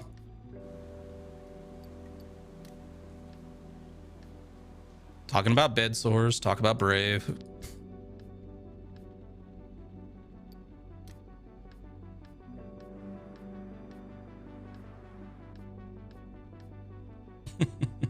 Laugh.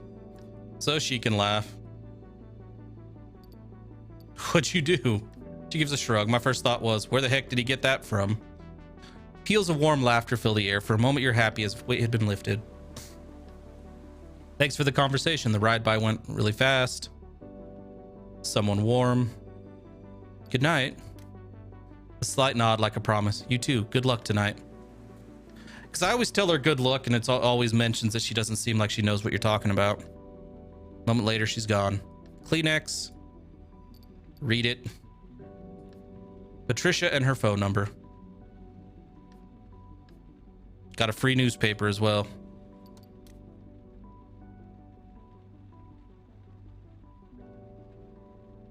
Okay, we could take another fare. We've talked to these two before, so maybe read the newspaper. Oh, yes, it implies that she's single, yeah. I kind of want to talk to this lady because the time traveler asks about her.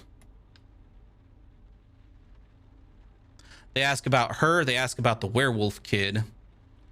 And they also ask about the dude from the US who came to France to go to mime school.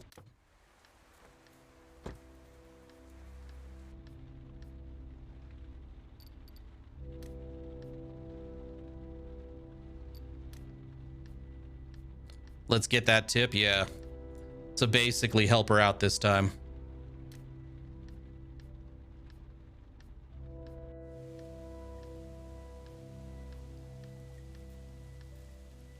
All right. So basically help her get off the phone with her parents.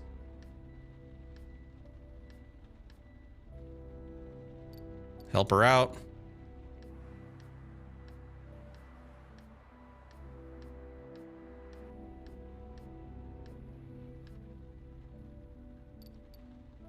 Is there anything I can do to help? No, thank you. I'll be fine. You already got me out of that never-ending conversation. I'd like to be able to do yoga. And pull over if you'd like. Okay. Everything's the same. All right, let's go.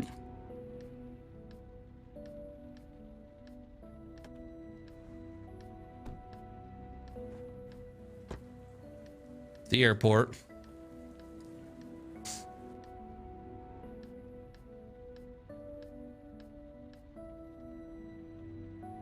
Good luck with everything. Thanks. Okay, so we got a small tip, but we still got a tip. This time around, no, we have not.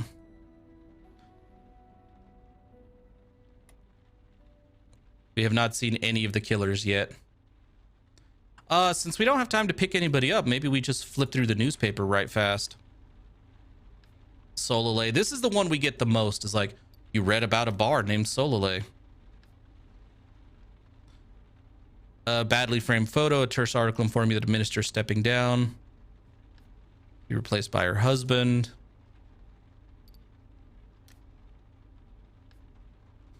Short article mentioning the strike led by a handful of employees, a luxury candy brand. Oh, that's from the last case, though. Groupe Diamant. And that's it. We didn't have time to do anything else, so I don't mind reading the newspaper in that situation. We couldn't have picked up anybody nearby anyway.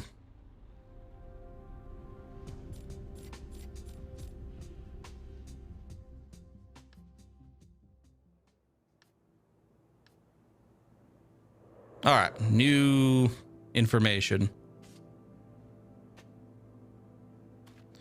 Victims let the killer in must look inoffensive. Gorgeous, brave man is what they call one of the dudes who died. Apollonie is hunting young people. Okay, they don't say, like, that makes it sound like she's hunting and hurting young people.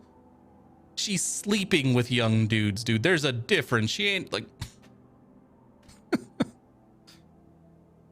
Victim 4 was a wealthy widow, so that knocks you out if she's hunting young dudes. Apollonie is a member of the Moonflesh cult, just like she is. You're kidding me. Even after going to the church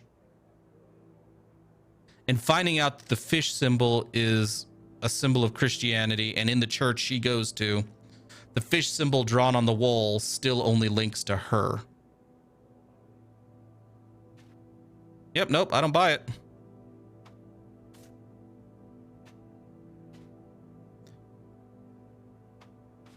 Yeah, I've noticed that. That's something that kind of bugs me about this board as well.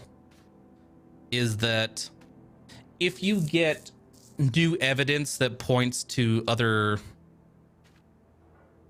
You know, new evidence that points to other people... These will never link on, will never be relinked. If they're unlinked when you get the case, you get the evidence, they stay unlinked the whole game, no matter what new evidence you find that should link them. And it never switches based on you getting more information, like with this one.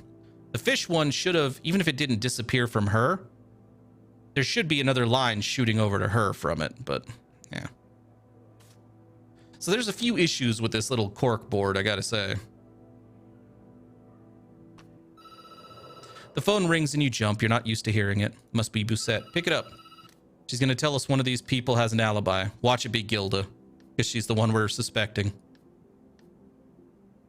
Because so far, a lot of the people we suspect are the first ones that end up getting taken off the list.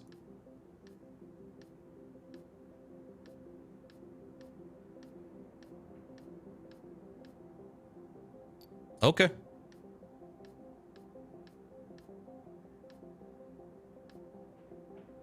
Show me. Okay. That's what we figured. Jonas was not part of it. And that lady in the middle can't be part of it because she is too tall, like way too tall. Like it says the person is shorter than 1 meter 80. This lady's almost 1 meter 90. Yeah. That'd be a pretty big range for a cop to fuck up with on the height.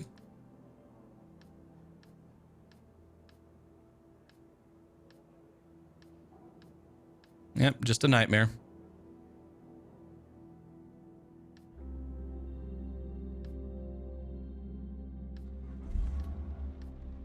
Yeah, let's go.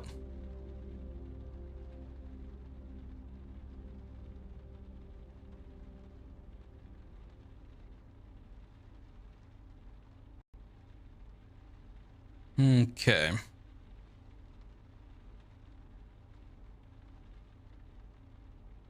I don't know if we've ever picked this dude up, so let's pick him up. And after this, we'll go put in some gas, talk to the clerk to get another clue. Maybe get a newspaper. I don't want to go here until last because that is expensive as hell. Palais Royal, please. Oh, it's 2 of you. Yeah, we've definitely not done this one. You stop in front of La Pierre, a famous Michelin-starred restaurant. Your next 2 passengers are extremely well dressed, expensively so. The man gives you an address and turns with a sigh towards the woman. You start driving as they converse in the back. I'm already not going to like you, I can tell. A conversation filled with moments of silence.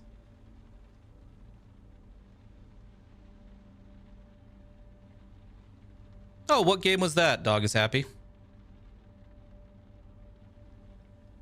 That's why I think you should do Jean-Luc's collection. Jean-Luc only wants me to do his collection to annoy you. And it's not working. I couldn't care less about Jean-Luc. He is utterly uninteresting. Oh, I've never heard of that one. Dog is happy. What matters is that he asked you to do his collection. It could be your big break. They speak in cordial tones, but you can hear other notes hiding behind the words. I don't believe I need you to point out what my big break might be. Jean-Luc won't last long, and I would just as soon not be on his team when they show him the door. You and I both know exactly how this works. A house like Jean-Luc's will never promote someone who comes from a beheaded team. True enough. Therefore, I'm not going to work with Jean-Luc. She clenches her jaw, giving her face a harsh, intransigent look for a second. As you wish. He doesn't budge like he's made out of stone. Yes, thank you. Silence. They look in opposite directions. Suddenly, the woman leans over to you. Could you please turn the heat up? I'm freezing. Yeah, turn the heat up. A warm breeze floats through the car. Silence fills the cab. The two passengers ignore each other a while longer. Mark? His answer is a barely audible murmur. Holy crap, $100 for the collector's edition. Jesus. I think we should call it quits. He slowly turns toward her. I was thinking the same thing. I'm tired of trying so hard, and even more tired of seeing you try so hard. You deserve better. He shrugs. You deserve better too. I've been out of sorts lately, stressed, filled with negative vibes. I barely recognize you. You're trying not to invade their privacy, but you can't believe your ears. The collection is finished. Let's take a few days to empty our place. I don't want anything. The artwork is yours. Yes, but if you want to hold on to them. He nods, and you wonder just who these people in the back seat are. Only if it makes you feel better. She makes only the slightest face. You've seen breakups in your cab before, but they usually come with a fair share of crying and screaming. I don't know, I like the art, but it was also a gift from your parents. I think they'd like it if you kept them. Perhaps. He swallows silently. The woman gives you a strange look, then brings her attention back to her partner. We'll also have to figure out what to do with our chalet in Courchevel. We could keep it and rent it during ski season. Good idea. Silence once again. You feel like you're watching the World Championships of good manners. I'll call the lawyer tomorrow if that's okay with you. Yes, that's an excellent idea. It's like each sentence is from a different discussion between different people. Like actors reading through a new scene. I can ask Florence to handle my affairs. No, things are fine as they are. Florence is a lovely person, but I think it's better if we manage this on our own. She adores you too. The silence is back. It's calm and muted. The taxi feels like a library or a monastery. I think it'd be better if I slept elsewhere tonight. Come on, Mark. There are the guest rooms. I know. He leans over to you. His voice is distant and cold. There's a hotel on our street right on the corner if you could stop there. Mark, it's really not a problem. The beds aren't made. Plus, it'll be easier for everyone. They look at each other. Whatever you want. It doesn't bother me, you know. Fine, let's do that then. A rather brutal pause ensues. You can come get your things now if you want. It's no bother. He shakes his hand. Don't worry about me. Imagine that was supposed to say he shakes his head. More silence, keep driving and say nothing. When you turn onto their street, you immediately see the hotel they're talking about. Luxurious is an understatement. Small, discreet, but luxurious nonetheless. You pull over. I'll call you tomorrow around 10 so I don't bother you. She smiles calmly. You won't bother me. Come by whenever you want. I'll call beforehand. Understood. He slips away without another word. You watch him as he climbs the steps of the hotel. He has a dignified air and has slipped one hand into his pants pocket. You start driving. Only to pull over 50 meters further up. Their building is just as luxurious as the hotel. The lobby is amply lit with a huge chandelier. Even the sidewalk in front seems to glow more brightly than the rest of the street.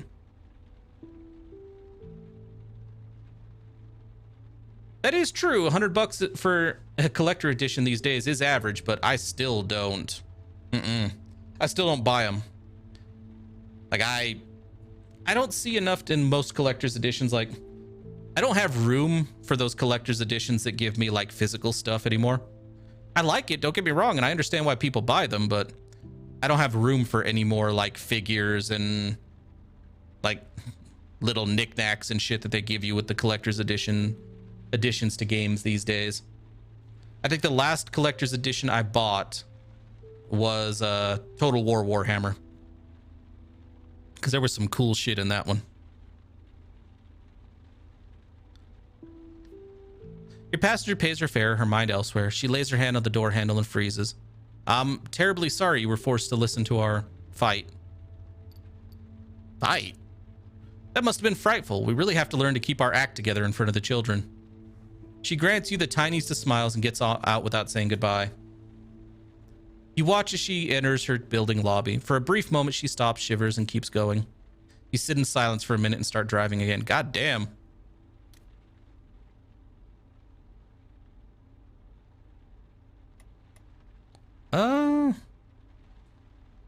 We could talk to Lottery Dude again. He always tips well. And I don't want to go anywhere near this place.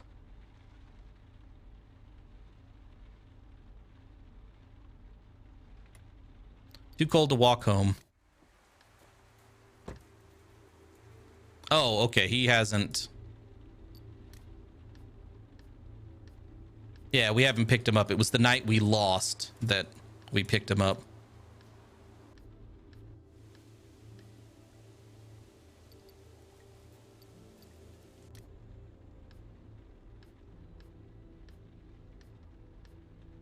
Come on. Plays the lottery. You won a shit ton of money.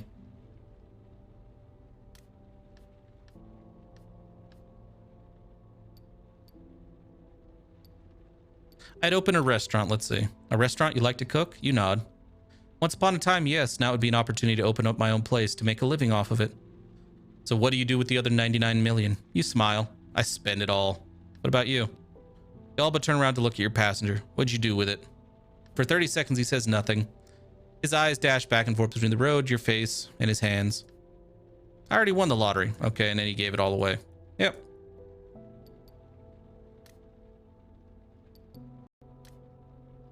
All of it, yep.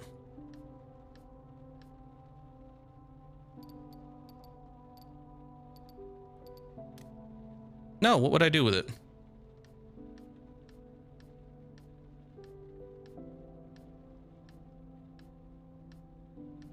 All right, let's go.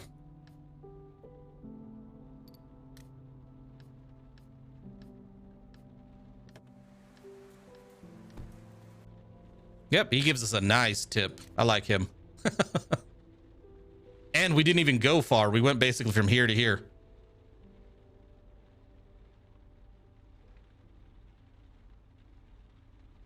Okay, I feel like we have the time. We could do this one. And we have the cash.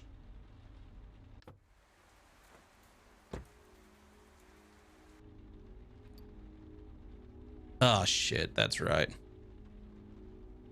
Good evening. Do we know each other?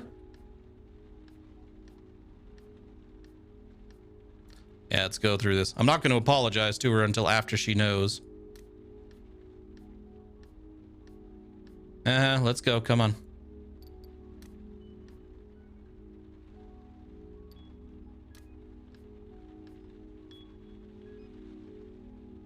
Just keep going.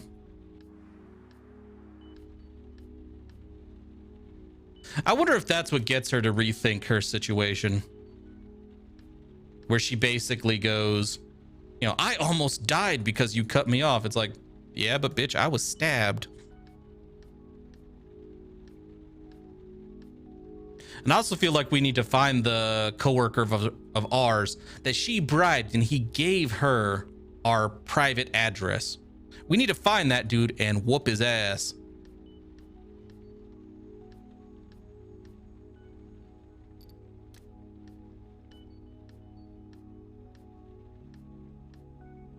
Mm-hmm. Yes, I got stabbed.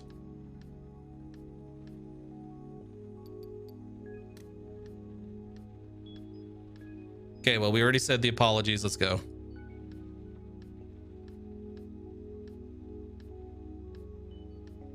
Now get out my cab. I got work to do.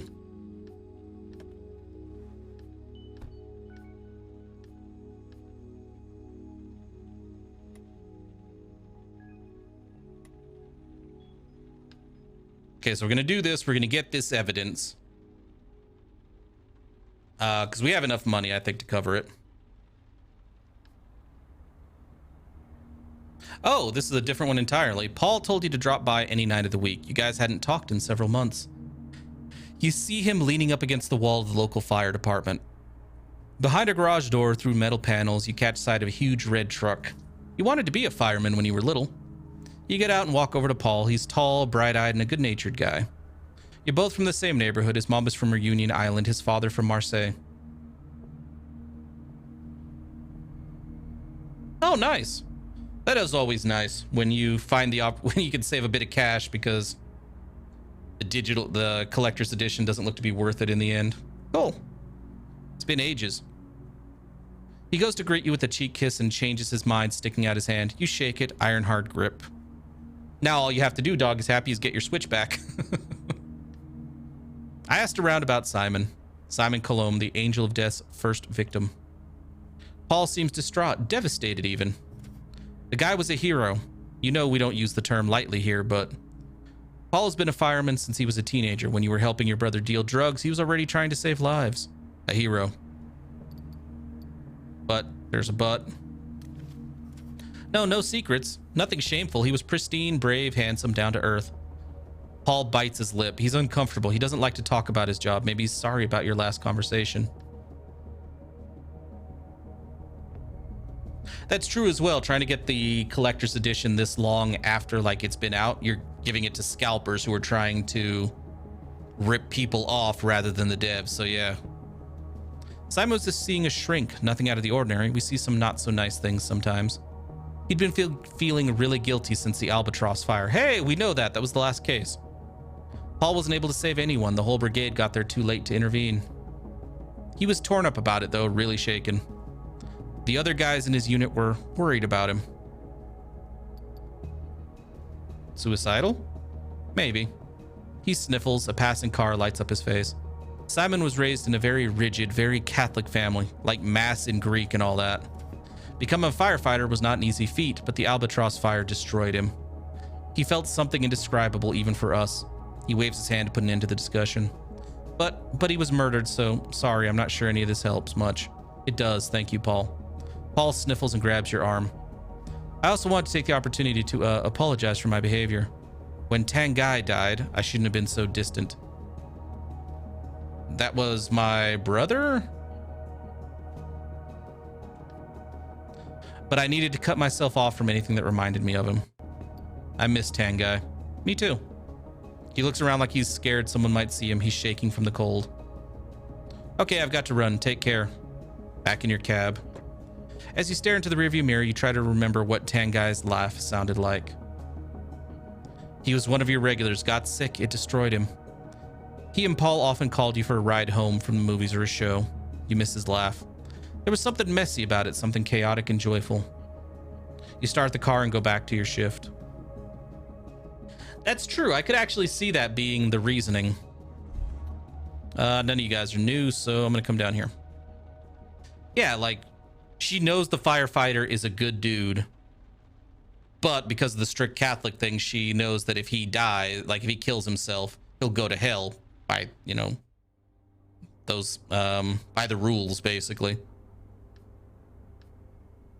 So yeah, she could have killed him to prevent that. Good catch. Jesus Christ, that's a lot of money. Just talk. Give me the clue. I don't think I'm gonna mess with the newspaper very often this time. Let's go. I don't care about spending the money, but I do care about spending the time.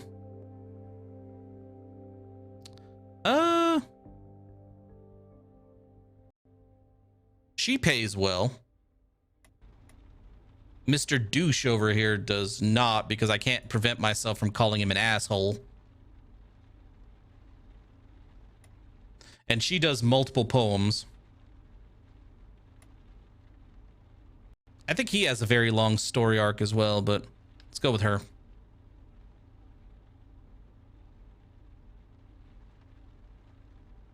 And there hasn't been anything that hinted towards politics in this particular case, so yeah.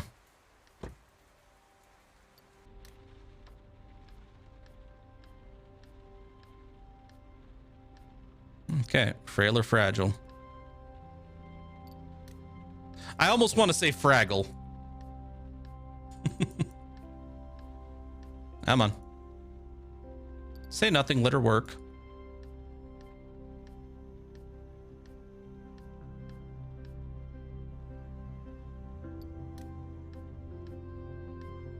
Like, that's what she's clearly doing, so let her work.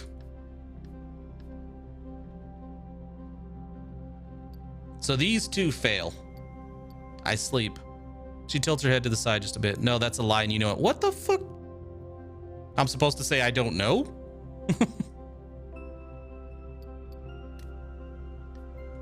Like, she straight up calls me a liar when I say anything. It's like, what do you do when you sleep? I fucking sleep. You're lying. Not really.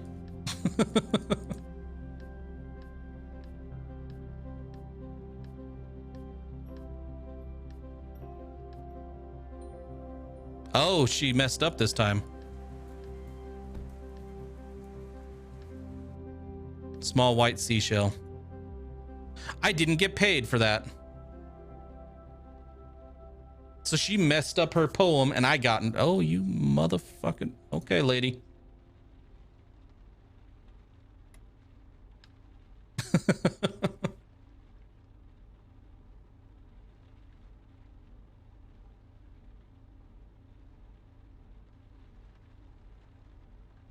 I did everything the same. The only thing I changed was the answer to the I sleep. Yeah, so, yeah. Okay, well, either way. Hey, dude. If you don't pay me, I'm gonna be pissed.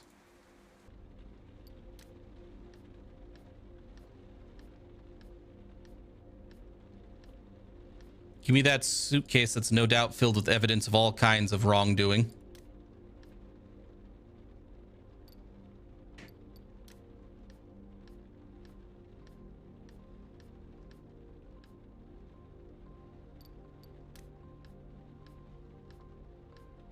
Yep.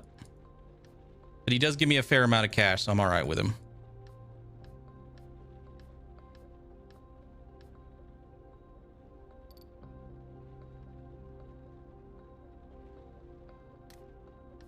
He's gonna get sent off somewhere. Okay. Let's do it.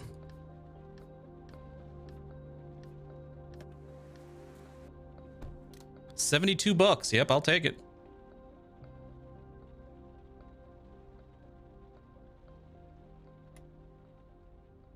I don't know if I can get there on time, but I'm gonna try it.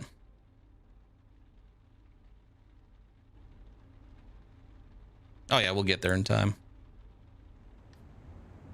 You park in front of the Passy Cemetery. You're greeted by large columns and a huge dark iron door.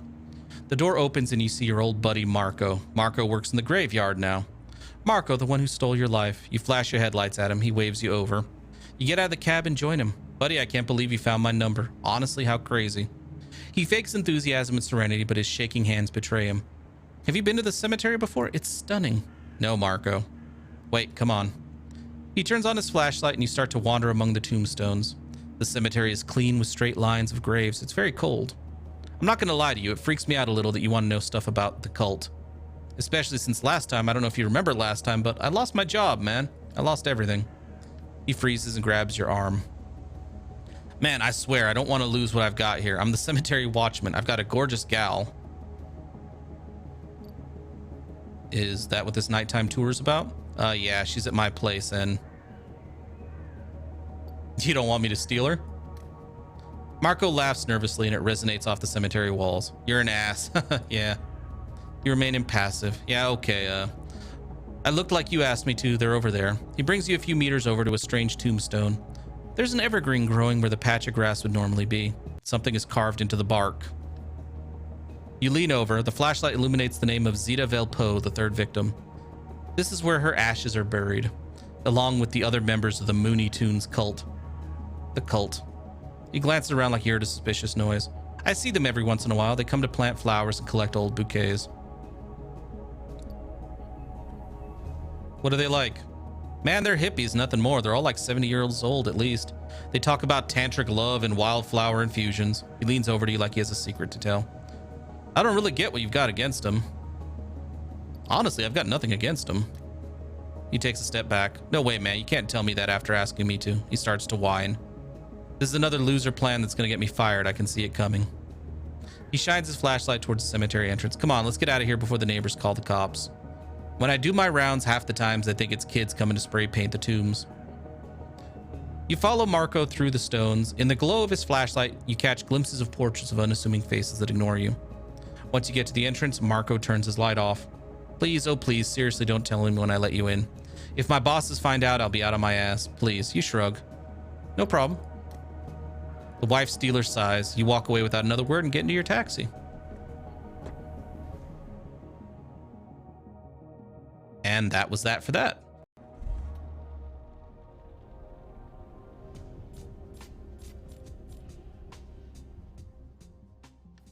Seriously, looking at this, fuck driving a cab in Paris if it really is this situation. Like, if it really is this expensive, goddamn. Basically hippies. Basically everything points to not you. Loved by everyone. Couldn't save everyone in the Albatross, felt guilt. What was victim 2? Strict religious family.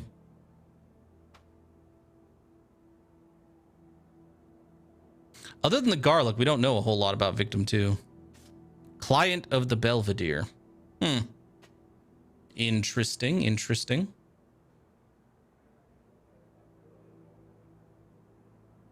Okay.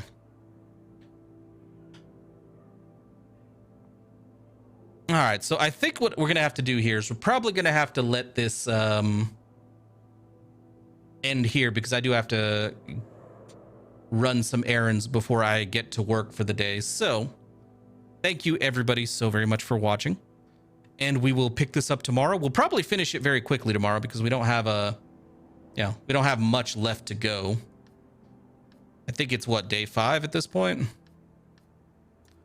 And yeah, we'll pick it up tomorrow and more than likely finish it tomorrow and then probably move on to, I'm leaning towards Zero Escape. So that's probably what we'll start over with. We'll start with tomorrow.